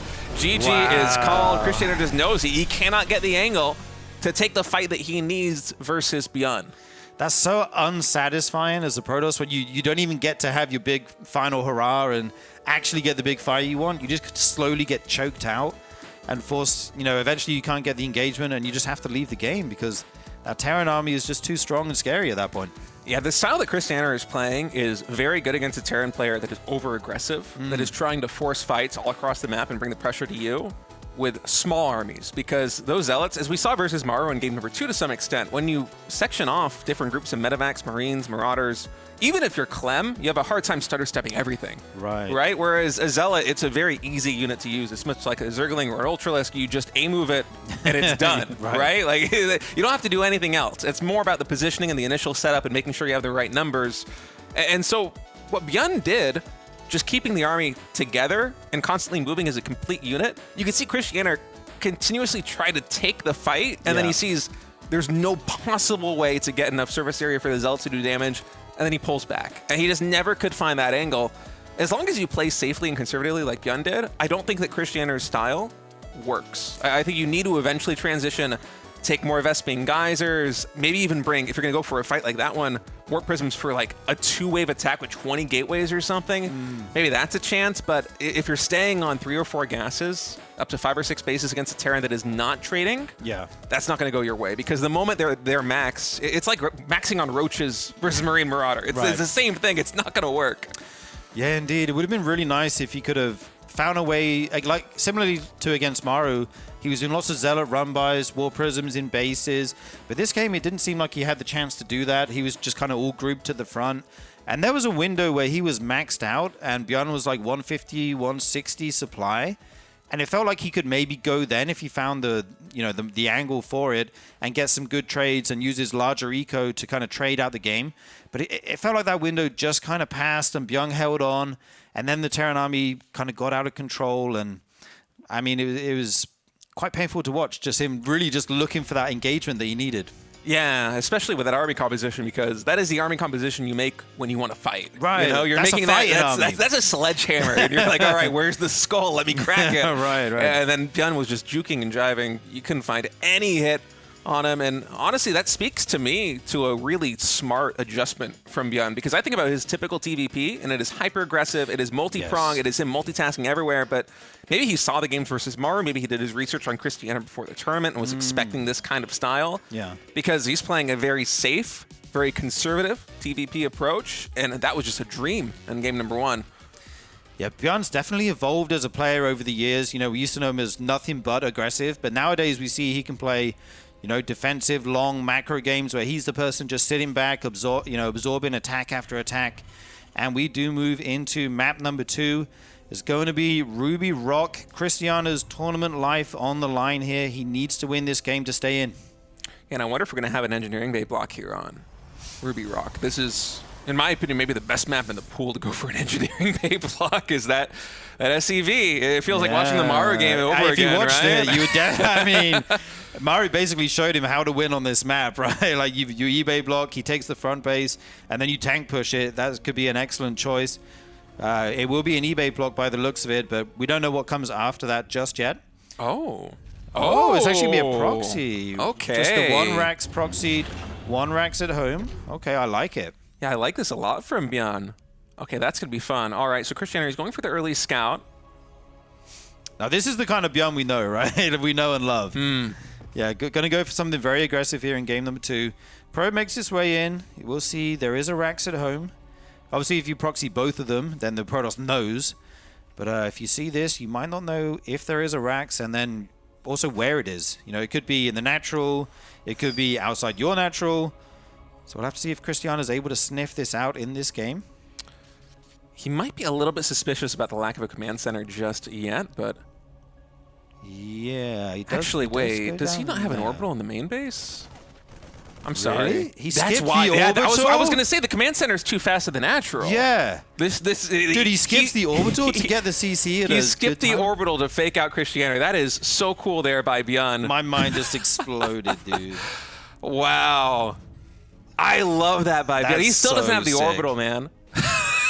That's like if this was It looks because it's 150 minerals. Yeah, The proxy barracks is 150 minerals. The command center timing looks completely natural because there's no orbital in the main base here for ByuN. He's just now morphing it in, and so Krystianer, I mean, he crossed his T's, he dotted his I's, he was expecting with the probe everything to be normal. And he's going for a Twilight Council here on the back of an Adept and a Stalker, but there are soon going to be concussive shell Marauders pushing into his natural.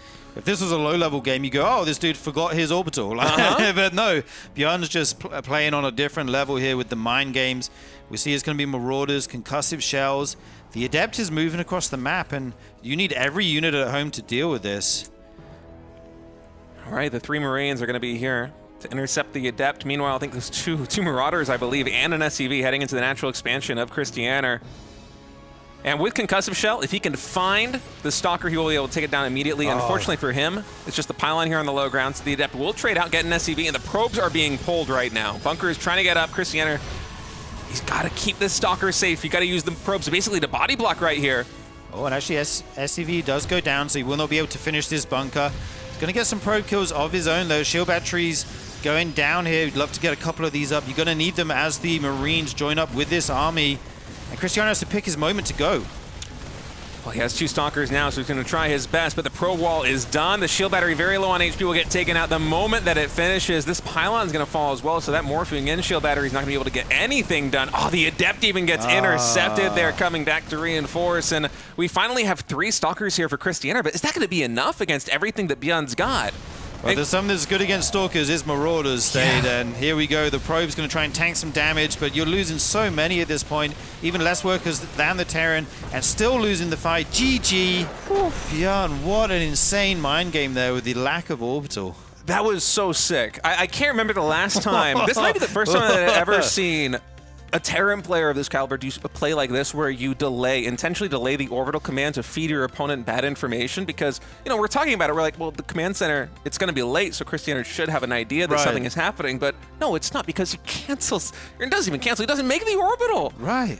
That's just brilliant from ByuN. Absolute genius. Every Protoss is looking for the exact timing that the CC goes down, right, to know what the build is, and if the CC is delayed, you obviously spend the minerals on something else, aka a proxy on the map. But delaying the orbital lets you get it down at what looks like a normal timing, but you just don't have the orbital and you have a barracks on the map instead. I'm blown away. I really love that game. Yeah, that was awesome. If you're watching on the ladder, make sure that you're very careful with your scouting pattern for the next couple of days. Yeah, if you're a Protoss on the ladder, look out for that. Scout the orbital in the main, see if it's there or not, because some people will definitely copy that.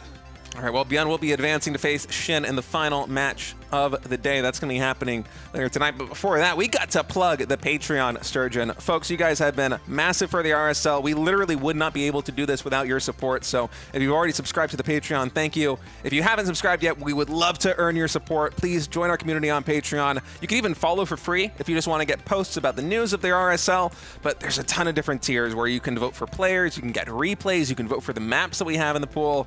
It's an awesome package. Yeah. Sorry, I'm just reading the chat there. ByuN's very happy with that game, as he should be. Excellent show in there.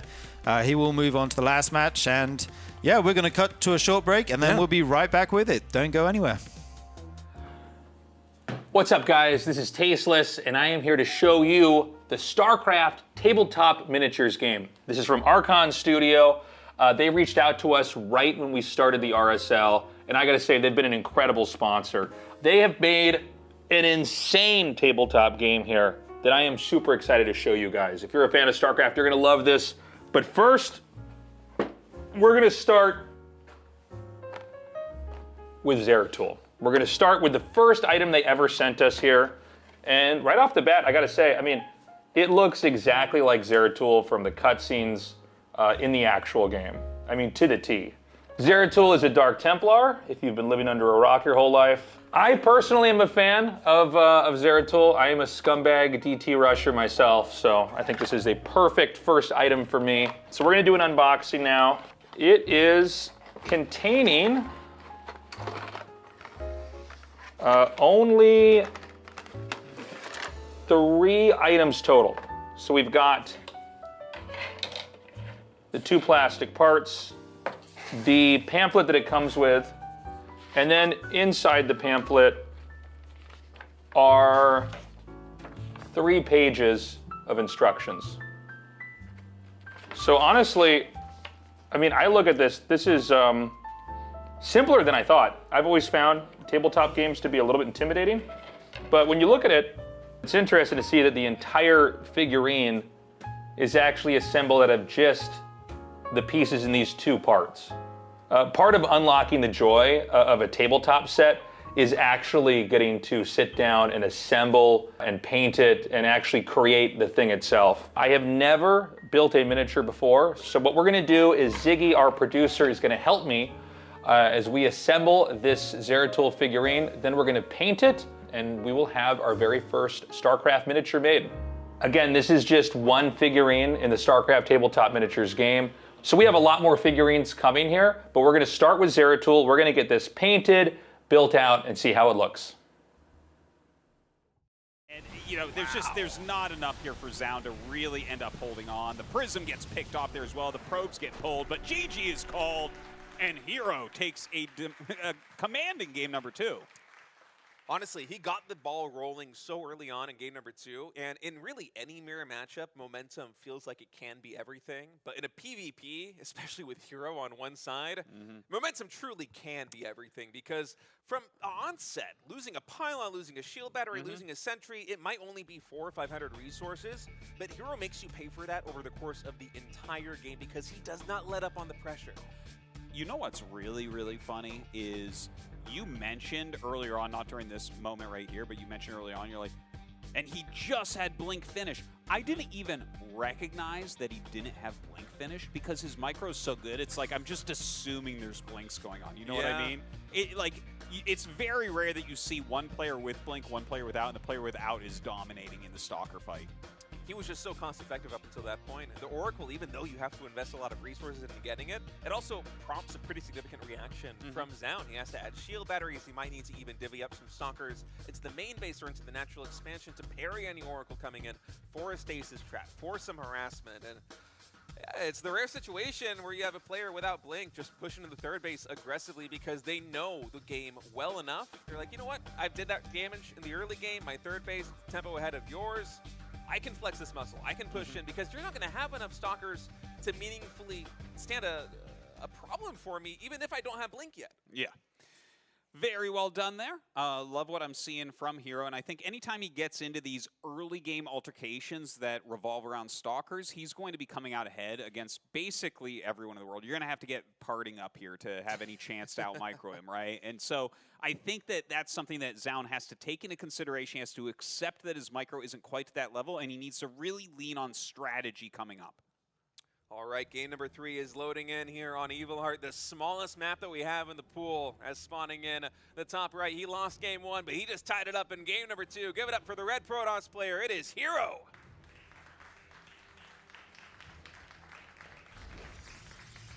And in the bottom left, losing the Stalker War of that previous game, it is ZYN.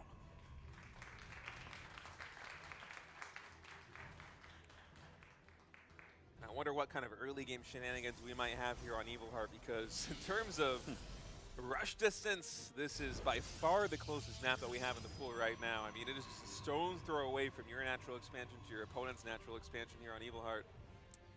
Well, that should make for some big action early on. And, you know, thinking about the Hello. players, I didn't say this. Hello, hello. Welcome back, guys. We are here and ready to go into the final match of the evening. Yeah, we're right back where we started. ByuN versus Shin is where we began Group D, and it's where we're going to end Group D. One of these players is advancing to the playoffs. One of them is out of the RSL. We have another Zerg. We have another Terran. I'm kind of pulling for Shin just for variety's sake, Yes. but ByuN has been looking really good today. Yeah, I mean, ByuN's looking very strong. I really like that build that we saw last there that you and Sturgeon were casting. And I don't know. Again, you know, we didn't have a very close match with these guys before, but I think this time around it could be maybe a little bit closer. We'll see. Yeah, I would love to see a little bit more of a close match, as we know that ByuN is capable of delivering. Maybe he's more warmed up now. He seems to be in good spirits after that last game. Big smile on his face. I was kind of, you know, looking at that build, that's one of those builds that really make you think. Like, you could just look at the game totally differently. I'm surprised he busted that build out there. Yeah. That felt like one of those, we were talking about this on break, it's like one of those builds you, like, hang on to for years just to win, like, the finals of a tournament. Yeah, it makes me wonder if it's been around before and I just haven't casted a game or seen a game build featured, because it was just so cool. Well, it's like one of those sleight of hand builds. Yeah. You know what I mean? Where it's like, you know, and it's engineered to beat someone who's good. You have to be like a good player and you know, to be tricked into even understanding, be tricked into even being in that position, right? Like, there are some builds that are like so ingenious, but if you just bring them into like a low-level ladder player, like, they're not even looking at what you're doing. Like, they don't, you know what I mean? They don't see the same thing that like a high-level player does. So I don't know. Like, seeing ByuN do that, I'm like, oh, you should have saved that. Like, there's a lot of good Protoss players. Maybe you're right. Maybe like we're out of the loop with something, but It's possible that I've lost this build on the ladder and I quit before I checked whether they made an orbital command or not. In any case, a very awesome game from ByuN in that previous series. And I'm hoping that we get a 2-1 series here between these two, because coming into today, I thought that ByuN versus Shin was going to be probably the closest and most epic match of the night. And the first series they played, Shin kind of dominated. yeah, I mean, Shin looked really, really strong, right? ByuN, by the way, this time going for command center right away. Yeah, on the CC low first. ground. Yeah, CC first here. And I guess now that I think about it, we haven't had this as much as we used to. Remember, that was like every game we casted at CSL was this? Yeah, I do remember that. That was 3 or 4 years ago. There was like an entire year of just, it was CC first into 8 racks, and it won like 90% of the time. yeah. Oh, it was ridiculous. Yeah, there were very many different iterations of them, but and then it seems like, I don't know, the build kind of tired itself out in the meta, and like people were maybe a little bit too good at doing it, where for a while it just seemed like super abusive. But I guess, you know, what happens is like you do that enough times and Zergs do like weird pull first stuff, or, you know, they come out with different ways to punish you for that. Yeah, the player who I think does this the most often still is Maru. I mean, how often do we see this guy go for something like a 3CC 1-1-1 with double engineering bay? It feels like it's multiple times every single series. That guy just loves his greed. And hey, it worked versus Shin, and it's been working for Shin for years. So not surprising to see ByuN take a page out of Maru's book with the CC first opening here. And we'll see where he goes with this. I'm curious if we're going to have another third command center come down here for ByuN, or if he's just going to power up on the 2 bases. Yeah. So we've got the factory coming along here. I assume it's just going to be mass racks from here. But, you know, I have seen it where they go command center first into mech. So, yeah, let's see what this is going to be. But, you know, this is going to be a little bit of a slow start here. I mean, you got 2 players going into heavy macro play. And, you know, for Shin, I think he's basically brought today, in what's been a lot of TVZs, by the way, some, like, two builds, right? He's got the Hydra Tech build, or he goes into the Roach Tech, Roach Ravager. And I guess a lot of TVZs, those are like two of the only things. Sorry, ZVTs, those are 2 of the only things you can do. But, like, he hasn't really deviated from that. He hasn't done anything too crazy or cheesy. And it did seem like the Roach play served him a lot better. Yeah, especially in that first series versus ByuN. I feel like Shin, in his general game plan in ZVT, has a lot of boxes that he likes to check, but sometimes the order that he does that is a little bit different. Like, he might arrive at his destination in a completely different way from game 1 to game 2, but he still gets there. Like, I'm thinking back to the first series he played versus ByuN. Both those games, he went up into Ultras quite quickly, but he did get there in a different way. And in game 1, I think it was, he did that really aggressive Roach Ravager play. Right. If I get my maps right. It's been a little bit of a long day, so it's hard to remember exactly which map was which. Right. But he's capable of, as you said, of mixing it up, of going into something like Hydralisks, of just a macro game like hiding a Nexus, not a Nexus, hiding a hatchery, right, and playing a very greedy style that's a little bit more tech-focused. And I wonder which facet of that approach we're going to see hear from him in this series. So immediately he's going to come out here and just pick off the Overlord on the high ground, which I really like. It is going to be that 3rd CC that's going to land there. And this is just basically some sweeping of the map to try to see, like, can you poke out anything? Can you get any value here? I think especially getting that Overlord early, it's annoying. It's hard to know kind of what the Terran's going to be doing now for the rest of the game, or how soon or late the 3rd CC is going to land there. We've got the double eBay here.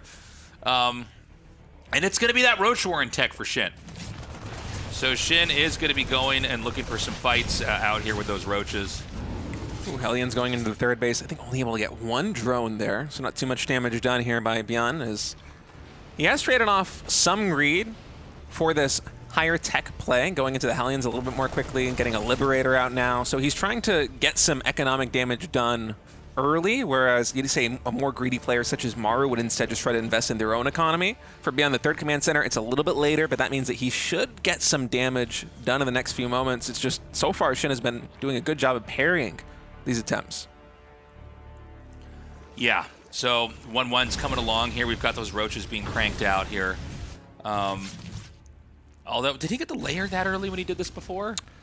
I don't know about the lair timing. Yeah. I feel like that's the kind of thing that you could also mix up quite a bit with the way that Shin's been playing it. This feels fairly standard to me, especially with the Evolution Chamber and extra gases coming in right now.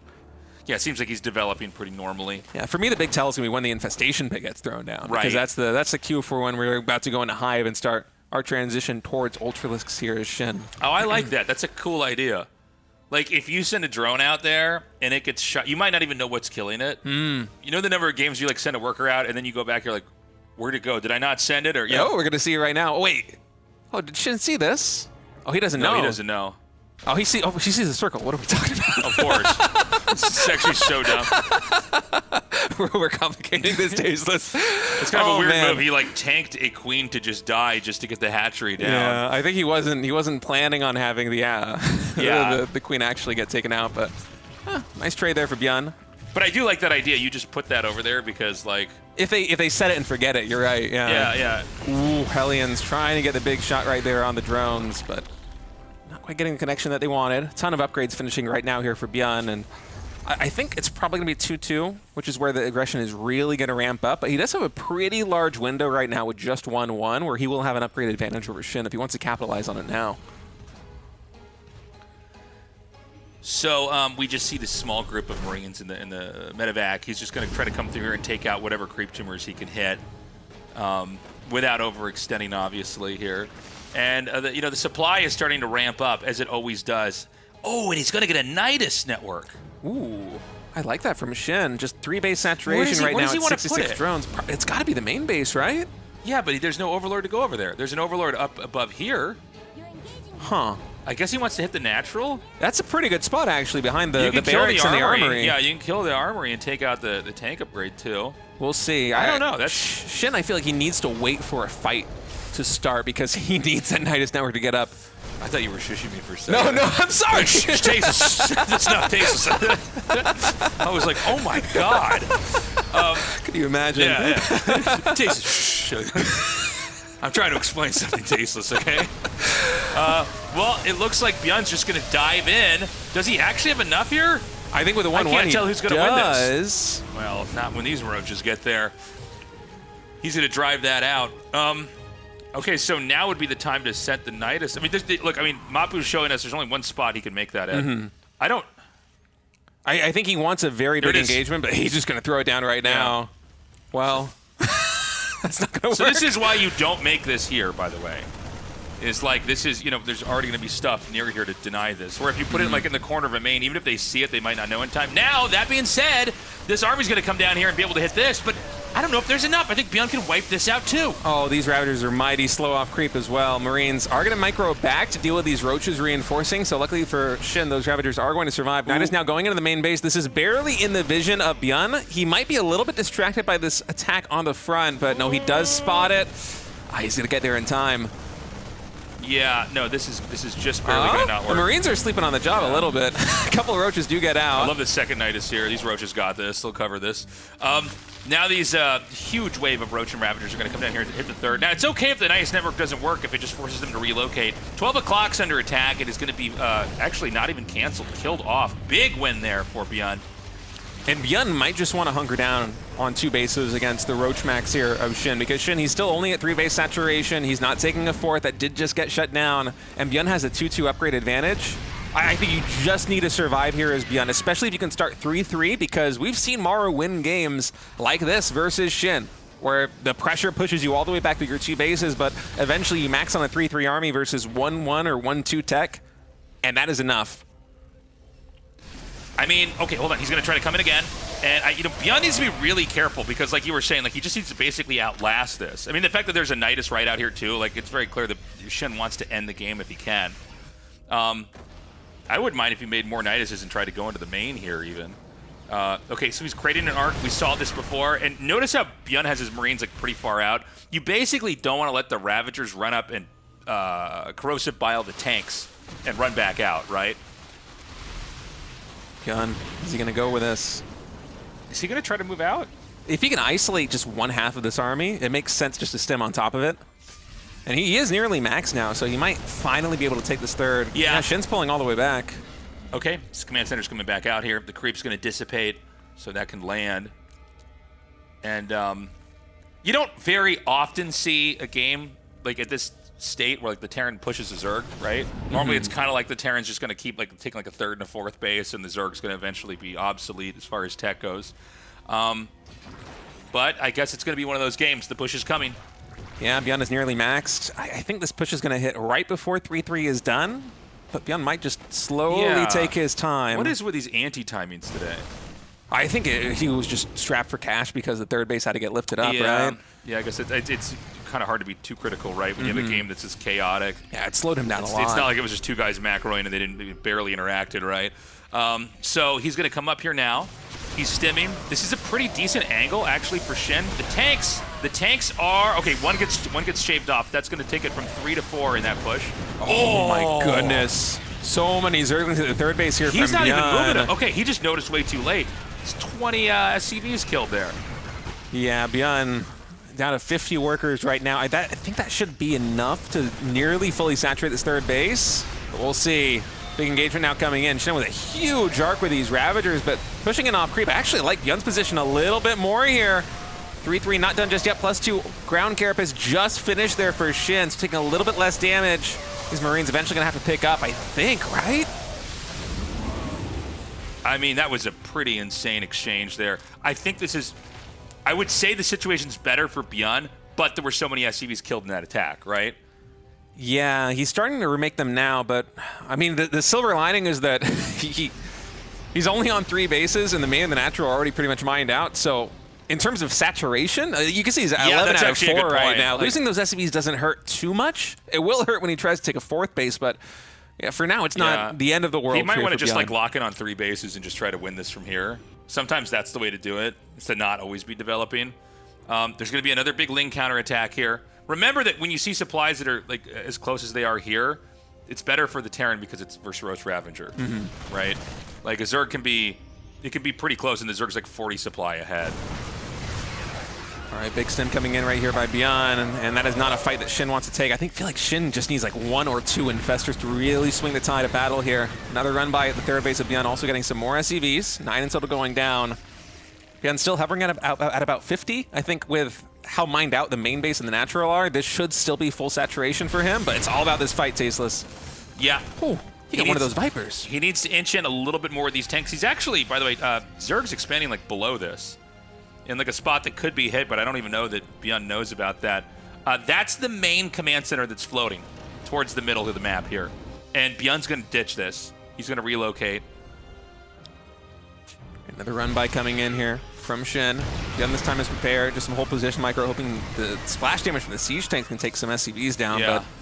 But ByuN is still pretty much at full saturation, even at only 50 workers. This is a very low economy game on both sides.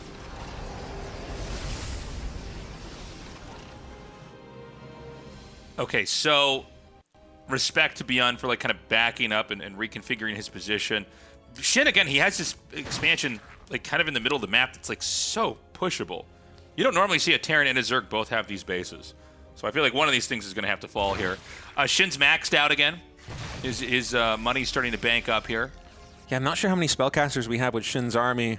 If it's just Roach Ravager Ling, it's going to be hard for him to take this fight. Got 2 Vipers only, still no Infestors here for Shin, but of course it's a low eco game. It's hard to afford these things. Okay, so he's going to back up again.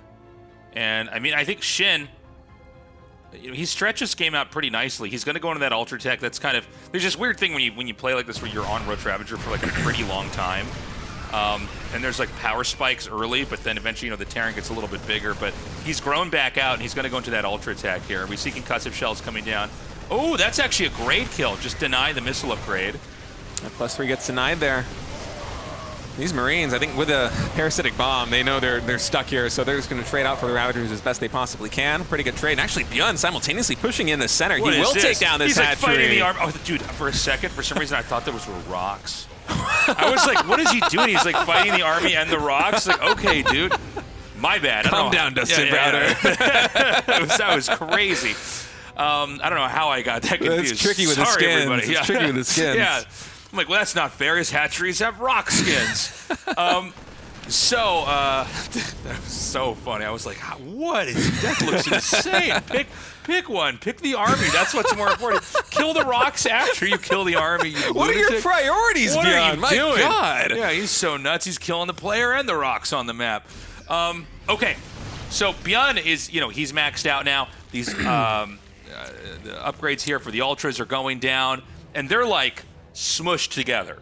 They both are right next to each other. We've got bases at the top right and bases at the bottom left that could be expanded into. But, you know, I mean, push is going to come to shove here. Yeah, Ultras finishing up now for Shin are going to give him a lot more sustain, especially with +3 Carapace already done. Upgrades near equalizing here for Shin and ByuN. Shin with some nice micro able to take on at least one of these siege tanks, and now ByuN pushing forward. Still, I think no Infestors here, so ByuN can just keep microing his heart out like this, stutter stepping back. Actually, focus fire is down. The Ultralisks, Widowmine's Burrow able to get some good shots in, and that is most of the firepower done here for Shin. And his bank, at least on minerals, is very low, Tasteless. Yeah, it looks like ByuN's going to try to tear through this position here. Does he actually have enough? I just see a couple of Ravagers remaining here. He went right through those biles. Everything falling apart here. That's going to be a GG. ByuN takes game 1 in this best of 3. I really enjoyed that. Wow, I really enjoyed that first game. Yeah, that was back and forth, man. That was a very low economy game. And it was tricky, too. Even the way that it ended, it was so close there at the very end. ByuN had just a couple of medevacs left, and he just had barely enough stimmed red and orange Marines that could clean up Shin's army. I mean, if that fight broke a little bit differently, that could have been Shin winning that. Yeah, great game. But Shin kind of sticking with that Roach Ravager style, not quite working out. ByuN, you know, he just... It's a little bit tricky after the Roach Ravagers haven't, like, worked out fully. You're kind of... You're using, like, I guess, tools that aren't ideal in those moments, right? I thought he might have been able to steer clear of it with the Ultra Tech, but in the end, yeah, it didn't matter. ByuN takes that game, exacting the beginning of his revenge from the match we saw earlier. Yeah, that's right. Shin defeated ByuN 2-0 to open up the day. Yeah. And now ByuN one map win away from advancing here instead of Shin in the final match of Group D. And I mean, you're right about the Roach Ravager too. When you play that kind of style, it really stunts your growth economically and tech-wise. And there was a lot invested too. I think even the upgrades were a little bit delayed there by Shin, even though he was eventually able to catch up by the end of the game. And ByuN did the very smart thing. He lifted up the third command center. He just bided his time. He waited until he would be able to start 3-3. And just kind of played the upgrade advantage because ByuN knew that once he had a maxed army, it would just scale much better than Shin's maxed army. Those Roaches and Ravagers, they really don't carry a lot of weight at 200 supply. Right. Okay, we're going to get into this game. Is there some kind of a delay here? Oh, ByuN needs a break. Okay. Well, I guess we're filling time, Hell, Tasteless. I guess we don't need a break then. All right, do we know how long this is for? Okay, 2 minutes. Okay, We can do this. all right. I'm like, but there's nothing to talk about. You know, I'm honestly major props to ByuN so far today and the adjustments that he's made. It was kind of rocky from him in the very first series, Shin versus ByuN. Shin honestly kind of dominated ByuN in those opening 2 sets. Yeah. And then from then on, the way that the way that ByuN played against his That's their opponents- Archon name. Yeah, when they start casting together in 10 that's when they years, have that's to- what they have to yeah. call them. But the way that ByuN, like the way that he played versus Krystianer, where he normally has this like hyper aggressive, he's going to multi-prong everywhere, he's going to attack you every which way style. The way that he just kind of curled back into a shell and just played defensively because that was the correct move to do versus Krystianer's playstyle. And then the adjustment that he made versus Shin, where he's almost mirroring Maru. Yeah. Where Shin's just going for this maxed army, this like ooga booga tactic of Roaches and Ravagers who are trying to barrel you down. And he's like, no, I'm just going to go back to my 2 bases. I'm going to get my 3-3 upgrades. I'm going to slowly expand after that. Only when I'm Turtle it safe. out. Yeah, you know what kind of game you're in. That's not really ByuN's strength. Like, if you think about ByuN as a player, you think of flashy micro, you think of multitasking. Well, but I thought he was going to push out in that moment. I was like, is he going to do this? I don't think you need to, you know. The only way you can lose is if you like come out and he just smashes you with everything. No, he played a good game. I think he played it exactly the way he had to win that. I think it's really cool when you see those kind of adjustments, especially given the way the first series started between those two. Because now it's looking kind of rocky here for Shin. He's down 1-0 versus ByuN. He's revealed a lot of his ZVT tactics, whereas coming into today, I feel like everybody kind of knows everybody in terms of metagame here. Right. But when you're actually playing the tournaments, and now he's played, 4 or 5, maybe even 6 maps so far in ZVT, that's a lot of your builds and your tactics getting revealed to the opponents. And ByuN's already shown that he's willing to change and adapt based on what his opponents are doing. And he also has 1 map win advantage here, so he can really take some risks if he wants to. He can play safely and conservatively if he wants to. It's a scary position here for Shin. Yeah, and I think it's going to be a big disappointment here for Shin if he's not able to make it out here. Again, it would be nice to have a Zerg move on here. It's been a little bit Protoss dominant. Very Protoss dominant last year, but we're still having a lot of Protoss players doing pretty well here. So, I mean, this is it, guys. This is the final fight between these 2 players for that last spot before we go to the bracket part of the RSL. Yeah, so far it's only Rogue, I think, for Zergs, right, in the playoffs? Yeah, that's correct. Not a lot of Zergs. I mean, Rogue's a great Zerg to have there. Oh, yeah, for sure. Because, I think he can basically beat anybody. So, I mean, we still have that exciting element of, a Zerg could win. Which I think, in every StarCraft tournament, and eventually, someone's going to get eliminated. It gets smaller and smaller. But I think you always kind of want to have the hope that one of the 3 races can win at any point in time. Ideally, in every single tournament, you have a Protoss tournament Zerg in the top 3. Yeah, that's my dream, yeah, right? Yeah, the top 3, top 4, something like that. We're going to go to Old Republic now for map number 2. ByuN with a 1-0 lead. Let's see what happens. Match point. Shin spawning in the top right as the blue Zerg. ByuN, the red Terran, in the bottom left. And I wonder if we're going to have any kind of mix-up coming in here from ByuN. I'm so curious what he's going to do. Yeah, I'm interested. Let's remember that ByuN went for Command Center first in that last game. Would Shin try to hard counter that? The thing is, ByuN seems to be really willing to mix it up here. We're also not going to have any kind of double racks, Wallen, at the natural. Although, some of this is just very map dependent too. Kind of like what you can actually get away with at any point in time. It's going to be CC first again here for ByuN. Man, he's doing his best Maru impression here versus Shin. Yeah. I mean, why not, right? That's been working so well for Maru. All right, Command Center getting thrown down here in the natural expansion. Now, is he going to follow this up the same way that he did in game number 1, where he kind of went 3 CC behind this, but he did it in a more ByuN fashion, where he, teched up quite quickly. He was getting Hellions on the map. He was trying to go for drop play, trying to get some harassment in. Or he's going to go more a page from Maru's book and just really greedily throw down that 3rd Command Center, double engineering base, and then go into the tech. I mean, he could. Yeah, I mean, I guess we're going to see in a little bit here. I definitely don't think he's going to go mech. I think ByuN goes mech less than anybody in all the Terran players that I cast. Yeah, right? I think when we saw him go battle mech, it's when we knew battle mech was truly broken. Yeah, we went even ByuN's, TBT. even ByuN's become radicalized by battle mech. So in this game, we're going to see what kind of tech Shin's going to go for. I'm very interested. Is he going to try to deviate into the Hydra tech? Or is he going to go for that Roach Ravager tech, which I feel like he's been a little bit stronger with today? Yeah, I feel like the Roach Ravager has absolutely been working. Yeah. For Shin. We should point out that like the layout for expansions here for the Zerg, after the 3rd base, you are expanding pretty far away.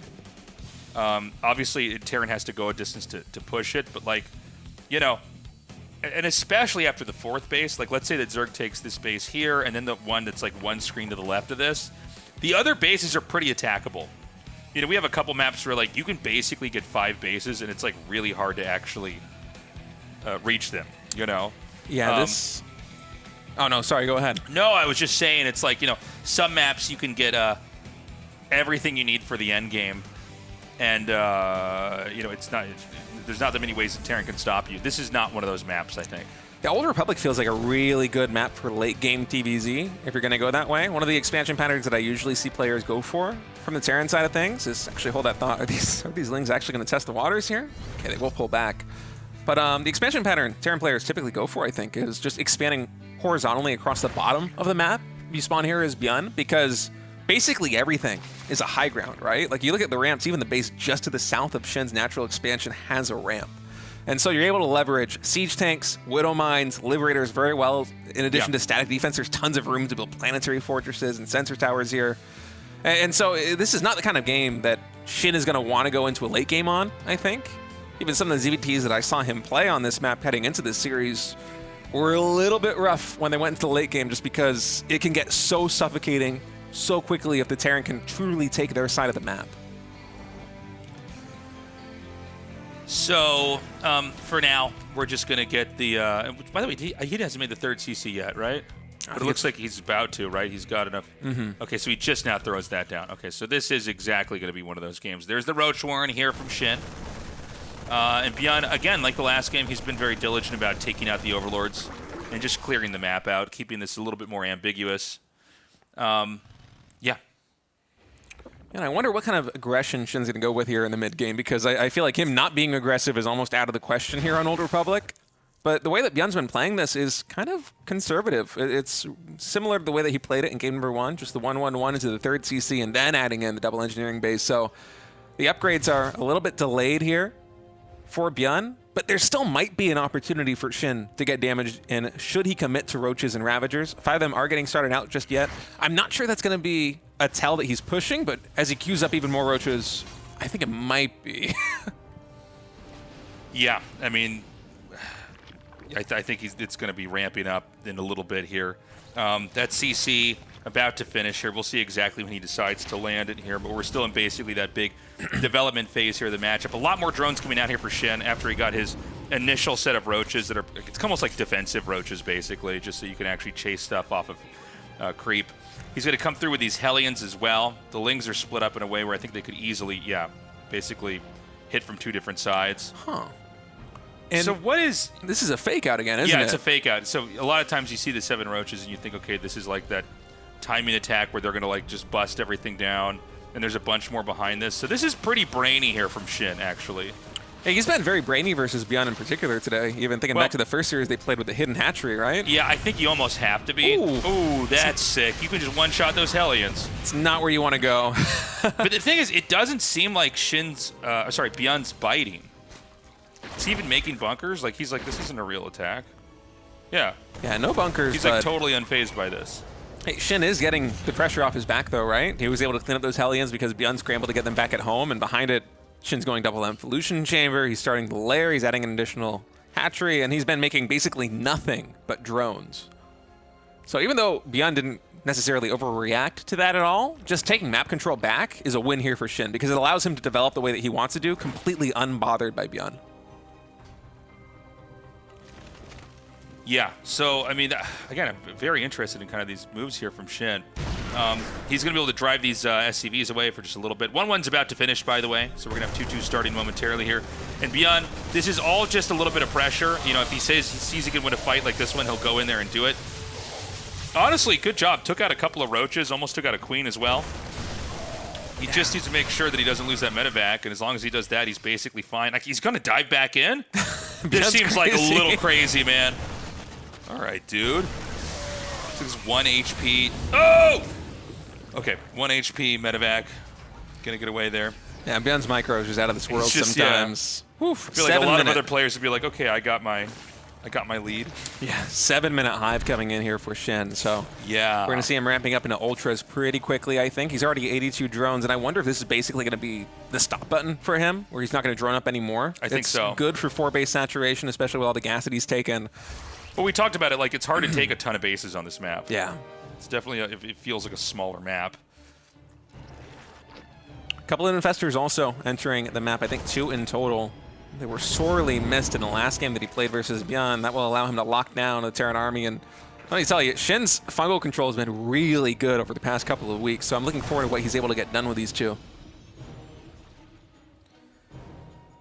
Okay, so, you know, Shin and ByuN right now, I mean, supplies and tech are continuing to power up here. He does have another command center being built in. And we're kind of getting closer and closer to that boiling point. Again, a little bit more harass here. Once he can't be there any further, he's going to pick up and relocate. And it looks like he kind of inadvertently ends up scouting that there's a base over here, but I don't think this can be contested. And from here, like, yeah, I mean, it's really hard to take any more bases as Zerg, right? If you want to take bases, you need to be very aggressive because you want the Terran to be on their side of the map. And even then, with the player whose multitasking is as good as ByuN's, it's going to be a bit of a challenge. There's not going to be any Spire coming in for Shin, so unless these medevacs misplay, they're basically going to be roaming around this dead airspace forever if ByuN wants them to. Okay, we've got another small army down here. Infestor could be ready to try to fungal this. ByuN been so persistent about just denying any creep spread here in the center of the map. He's basically been camping that location for like 3 or 4 minutes now. Yeah. It's going to be a big counterattack here. I think actually ByuN's basically ready for this. He's got like a really nice wall. He's got tanks kind of wedged in such a way where, yeah, I mean, you're not going to get anything done here. Even catching some of that trying to retreat. And we've got Ultras hatching here. Shin's maxed out, by the way. Yeah, ByuN's max as well. And with 2-2 done, it seems like ByuN is going to be looking for a fight, but this is also pretty close to Shin's power spike. Ultra armor isn't done just yet, but with the Ultras entering the board, it's looking to be a pretty good moment here for Shin. He just wants to wait maybe 30 more seconds to allow all these critical upgrades to complete. Is ByuN going to give him any time? He's double dropping now into the third base of Shin, attacking 3 locations at once. Yeah, I love what he's doing right now. He's basically everywhere. He's going to come in here. He's going to be able to deny all those banelings that are about to hatch. Oh, he actually takes out the last one. He's going to win this fight up here. Meanwhile, another drop. He's definitely going to have to pull out of that position here. But, of course, that does draw some of those ultras away. Beautiful fungals here from Shin. He's going to clean that up. And, you know, I like what ByuN's doing, being active on the map here. I don't know if he got a ton done there, other than kind of just having some trades. Yeah, the initial engagement looked really good there for ByuN, but Shin was able to manage the crisis just in time to not sustain any economic damage. And notably, as our observer just pointed out, there's no +3 infantry weapons started here for ByuN. I think he might have just completely forgotten What is going on today with Terran players not having their upgrades synced up? This is insane to me. Yeah, I don't know. It's going to be very bad for ByuN if he stays on +2 infantry weapons against +3 armor ultras, because now the Carapace upgrade is faster than infantry weapons right now here for Shin versus ByuN. It's kind of unheard of. Yeah, we've got more starports coming down now here. it gets started. Yeah, that's rough. I can't believe we're going to have a Carapace upgrade advantage over infantry weapons here in a ZVT. You feel like you only get that in really niche games where the Zerg player hyper aggressively rushes Carapace. I almost feel like that didn't happen at all in this match. So, I mean, so far ByuN hasn't really been able to get too much done here. Zerg is getting into this kind of insane tech where they're going to have every possible option. And Terran is now at the point where you're just starting to see a lot of command centers. You can start to free up some of the supply of the SCVs and start to land more mules here. Phone catches some Marines, but cannot really capitalize on that. And look at this. We have an 11 roach drop coming in by Shin. Yeah, well, don't see that every day. I guess it's time to get rid of those roaches. Time to get them doing something here. And, you know, it looks like ByuN's still kind of flirting with the idea of trying to push up here towards the 12 o'clock spot. He's going to draw these ultras away, and he's going to have another squad come in here and hit this. And I think if he, well, I guess not. I just noticed those banelings next to the ultra, so that gets wiped out. And double drop once again in the main base here by ByuN. And ByuN is basically everywhere, but Shin has been doing such a good job of putting out all of these fires. This is the first time he's really sustaining any kind of economic damage against this pressure. And now he's in the main base. There are those siege tanks that are defending the third base, covering some of this area. Oh my goodness, the hatchery survives. These roaches are a nuisance here, though, for ByuN. Yeah, I mean, this is annoying, right? This is a great way to draw the Terran back here. Those roaches are going to be cleaned up. Is it possible that he actually found an opening? I don't think this can be saved. This is kind of insane. He actually will take out this hatchery. Yeah, beautifully done. He's diving back in over here, too. He wants to snipe this hatchery. This is the second time that he's tried diving in over here. He's going to drop the Marauders and focus fire it down. Oh, that's actually so hard to do when there's that much stuff going on, to like unload it and then get the guy and click on him and hit the hatchery. So he just took out 2 hatches. That's pretty insane. There's a log jam of Marauders here. Okay. That's like a clown car. Yeah, what was that? Yeah, that was that was crazy. So Shin has been massively destabilized. By the way, Shin has a crazy bank. He's almost at 3K minerals, 1K gas. Oh, that is so many ultras right now pushing in. No planetary fortresses here, just orbitals, but it's kind of a logjam. It's really hard for the ultras to path through absolutely everything. ByuN's going to make it a little bit easier here for Shin by lifting up one of these command centers. Now the ultras trying to find a connection, but a ton of liberators just finished up. And Shin is going to get pushed out of this. That was a very expensive loss. That was like crazy watching him move through that. Like, you really can't overextend with ultras like that. How many did he lose back there? It must have been like 6 or 7. It was a lot of ultras. So much gas. Look at Shin's gas now. It's 50. He can only make Zerglings right now. And he's making 9 Corruptors. So I think that Shin kind of screwed up back there because now the ground army is just much weaker. You know, ultras just forever change the power dynamic with Terran and Zerg, right? I mean, they're able to absorb so much more damage, but when you throw them away like that, and he basically traded it for like some SCVs and Marines and Marauders, which are like, you know, it's funny, like Terran infantry are like uniquely expendable, you know, and can eke out just tons of damage over time. ByuN getting some more harassment in. By the way, this could be a game where we have it kind of go to a split map game. Yeah. Which is going to be bad for Zerg. It's starting to look like that, especially with the setup that ByuN has. I mean, he's got a ton of orbitals already for the stage in the game. Resources lost, favoring ByuN pretty substantially, plus 4,000. Is he going to make a turret there? Is he going to try to put a base there? Did I see that correctly? I mean, he might. He's going to make a turret there. Look at that. Widow Mines and everything here, too. It's like a StarCraft 1 push from like 1999. There's going to be a turret right there. Look at that. Okay. Right on the RSL logo, too. Yeah, right there. He's building a turret on our logo. Hey, that's against the rules.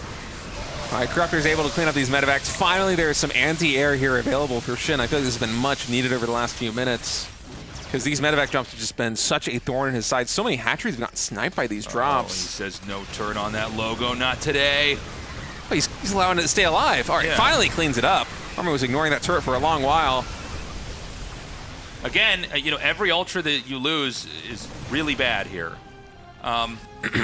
Shin hasn't even retaken his gases. I just noticed. Look at 12 o'clock and 3 o'clock. The gas income is so low.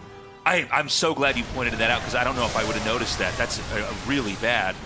You know, when you consider, like, you know, Shin has, what, 300 gas in the bank, 2.4K? Well, it just went down to 2K now. And yeah, I mean, you need to have that gas coming in there. And sometimes these games, you know, they get so chaotic that going back and kind of putting all the pieces in place don't happen, right? It feels like he has just enough gas income right now to sustain the army that he's building. Like, he's trickling in more ultras. He's making 18 more banelings right now, but it is a little bit concerning when you only have a mineral bank, right? Yeah. Now, keep in mind, okay, so there's this base at the very bottom right. I don't know if it's going to be used right away. I don't know if it's going to be seen right away. But these kind of bases are hard to hold for Zerg, right? Zerg's kind of got all the bases that are easy to hold for this game, and that's it. Like, you're really kind of pushing out here. And again, you know, I mean, this is kind of the thing about Terran and why they're so turtley is an attack like that comes in and you kite backwards and lift your buildings up. And, you know, it's kind of hard to ever really annihilate this position. We see another big attack coming up here. Is there actually enough at the ramp to stop this? I'm seeing so many ultras come up here. Yeah, tons of banelings, too. Ultras, very low HP, pushing all the way into the third base now. More Liberators trying to siege up. I think the Corruptors finally got cleaned up here by the Vikings, and it seems like this push is just now petering out, but it was able to get a lot of economic damage done. Shot out of the Overlord. Okay, so, like, the problem is, look at how quickly ByuN bounces back from that. Yeah, I think the issue is just that there isn't enough economy here for Shin. He doesn't have the bank to really capitalize on this, right? Yeah. Oh, don't send the ultras to the right. Don't lead them over to your hidden base. ByuN should be scanning and checking for these other bases. So for ByuN, by the way, that's also the last base that's, like, I guess, gettable. So things are going to get worse for Zerg first, just because Zerg's going to be running out of money earlier. And now we're seeing Shin take bases, like, besides this one, there's one in the top left that he's also taken that's, like, you know, that's really easy for Terran to hit. That's, like, right in Terran's striking distance. Yeah, ByuN finally does spot that base down in the bottom right. Should be taken down in just a moment. Shin scrambling to try and defend it, and ByuN actually prioritizing the drones first. We'll be able to take all of those out. Then the hatchery is Shin is reinforcing, but I think it might be a little bit too late. The wall is so good. Yeah, the Sim City has been insane here by ByuN. He traded so well and then targeted down the hatch and got out.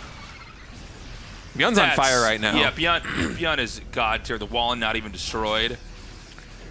The one really good thing that Shin has going for him is how often he's just been pushing into these expansions. Yeah. ByuN, he hasn't been able to build too much of a bank, but I feel like the trades just have not been cost efficient enough. Like, what was it? A few minutes ago, it was like plus 4,000 resources in the advantage of ByuN. Now it's plus 13,000.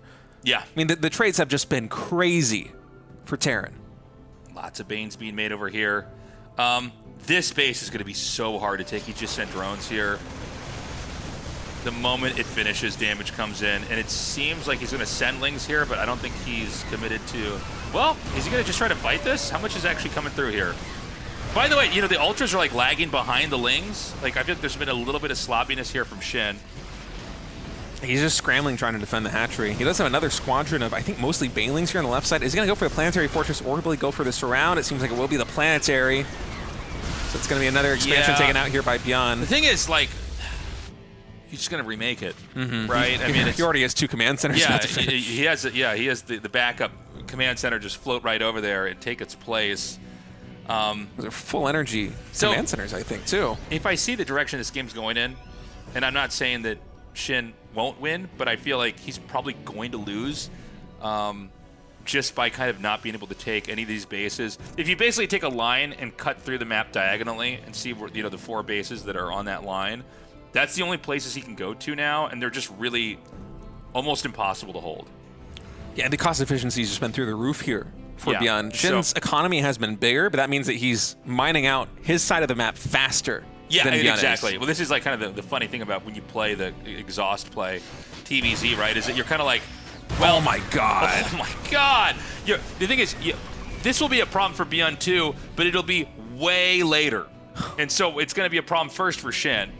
And so, you know, ByuN can basically sit back and just kind of milk his side of the map, and eventually he'll have to try to take one of these bold expansions in the middle. But for now, he just gets to attack them. So this is going to be denied again. Oh my god, he's going to YOLO through here. That might be another dead hatchery. It's +3 bio. Is it going to be enough? Yes, it is. The mining here for Shin. 82 drones. Most of these bases are mined out. Yeah, I mean, that's probably his most mineral-rich base besides the top left one, which he's scanning. Yeah, ByuN's going to be going for that one next. Yeah, so he's just seeing what's up here. Everything's oversaturated right now here for Shin. Now notice that the economies have flipped here as far as the bank accounts. Shin has not that many minerals now, and like a decent amount of gas, but ByuN is really sitting on quite a bit, and he's maxed out.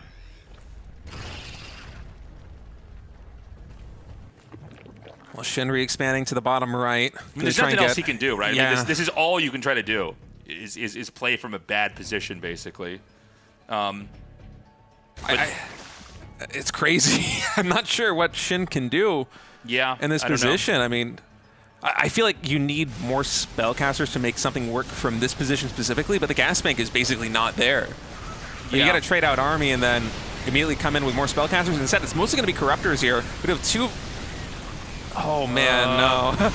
I mean, he does take out the planetary, which is great. Yeah, it's a pretty good trade here for Shin, all things considered, but he did lose the top left base, which was his most mining. The 3 o'clock still has not been completely rebuilt. I think just now has it finished, and ByuN is still happily mining off a lot of mineral patches. Did he scan the bottom right? Because I think he's playing like he doesn't know that there's that base down there. That hatchery, by the way, has been remade. Okay, so he doesn't know. Look, there's 2 command centers being made in the top left. Now, again, you look at this. This is also, like, just like it was easy for the Terran to take out the Zerg's hatchery, really easy for the Zerg to take out the Terran's command center here. But the problem is that right now there's 1 base that's about to run out of money here for Zerg, and that's all that he's got. Is that going to be in range of the missile turret detection? I'm curious, because if it's not, it might set up for a really good flank. You know what I'm we can noticing? see it. I love the idea with the mass turrets. I was making jokes earlier, but now that I see the Widow Mines with the turrets, you can just blow up so many lings with this without really knowing kind of what you're walking into. And turrets don't really cost that much, right? So and it also really messes up the aggro. And Vipers cannot fly over that, right? Yeah, exactly, yeah. Oh, this is tough. Very nice ling run by here for Shin, and he's regrouping in the bottom right, I think trying to set up for an attack at 6 o'clock. And these lings have gotten a lot done. Yeah, this is pretty nicely done.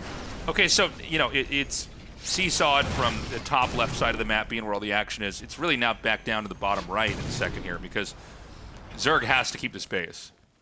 We're pretty much to the point where, like, if you don't have one of these middle bases, you're going to die. And this is about to become true for ByuN here. Yeah, Shin's going to need some really good fungals. Man, this is in the vision of ByuN, but I think he's just not noticing it. Oh, his army's just going to attack it.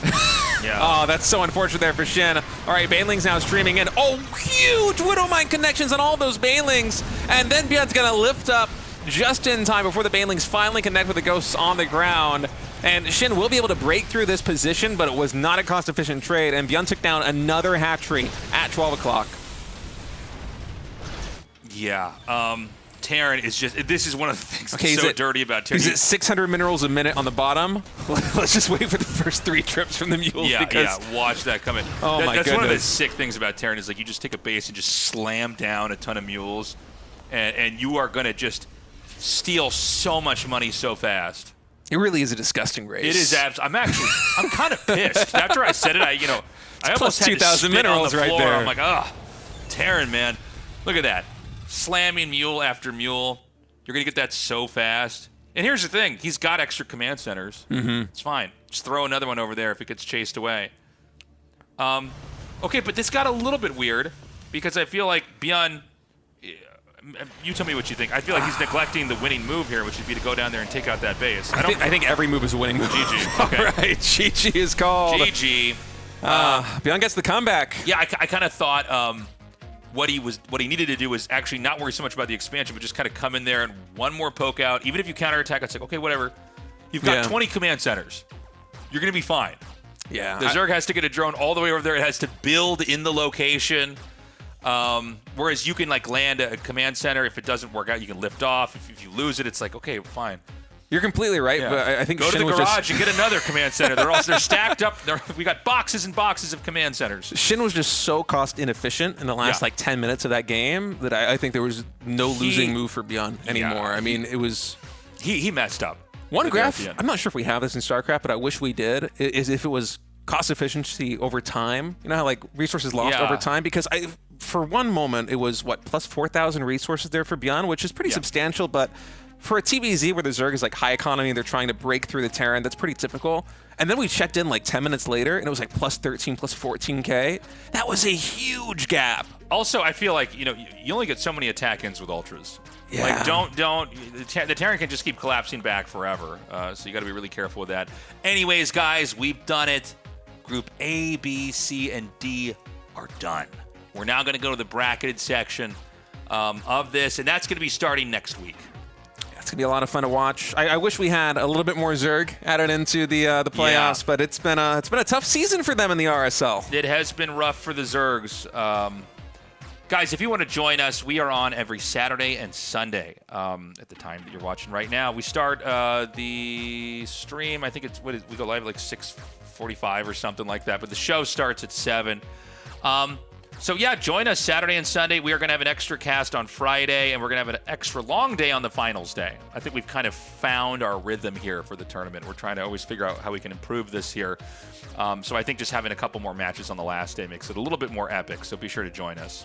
Yeah, we don't need to worry about a really quick sweep, just kind of taking all the excitement away from us. Anyway, folks, big shout outs to our official partner here from RSL Season 1 all the way through RSL Season 4. They have been behind our backs the entire time. Archon Studio, premier miniature tabletop game manufacturer. And we have right here the 2-player starter set Founder Edition. And this thing is massive. It's huge. I mean, look at that box. It's huge. It is so much bigger. And there's so much stuff in here. We haven't actually opened it ourselves yet. But we did, as you guys saw, do the unboxing of the Zeratul figurine, and we're just really grateful these guys are supporting us. Without them, we'd be a lot more sad. We'd be more sad. Sorry, I'm like, I can't both talk and move that set at the same time. Too heavy. I'm using all the muscles in my body to move that heavy box down there.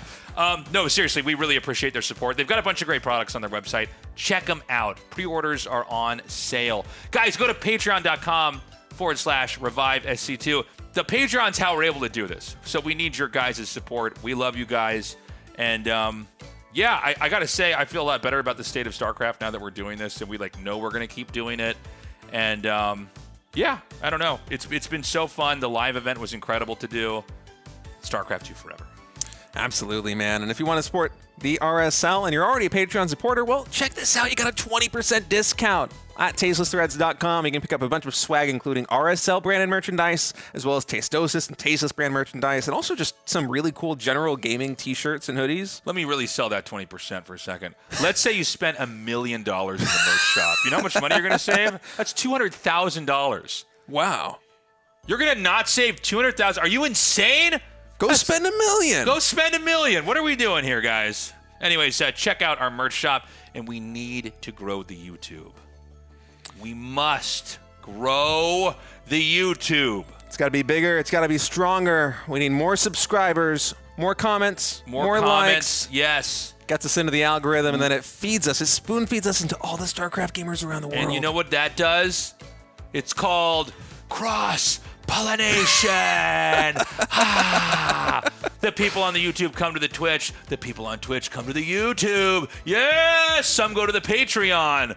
And slowly the RSL gets bigger and bigger until no one can stop it. That is the dream here at the RSL. Yes. So if you want to support us, Patreon is a great place to do it. If you're already on Patreon, check out tastelessthreads.com or the YouTube. We really want to grow that thing up. I mean, joking aside, getting into the algorithm and getting more people aware of the RSL, because a lot of people don't know. Yeah, people still don't know. It's kind of crazy, but unless you're really plugged into the news in StarCraft 2, if you're a casual fan that watches on YouTube every couple months, you might just have no idea. I mean, I think the internet kind of changed, right? I think a lot of people went and they got news from websites, right? And now it's kind of like algorithms feed you stuff, or things get promoted on certain social media things, and then people find out about it that way. So that's why the YouTube's so important.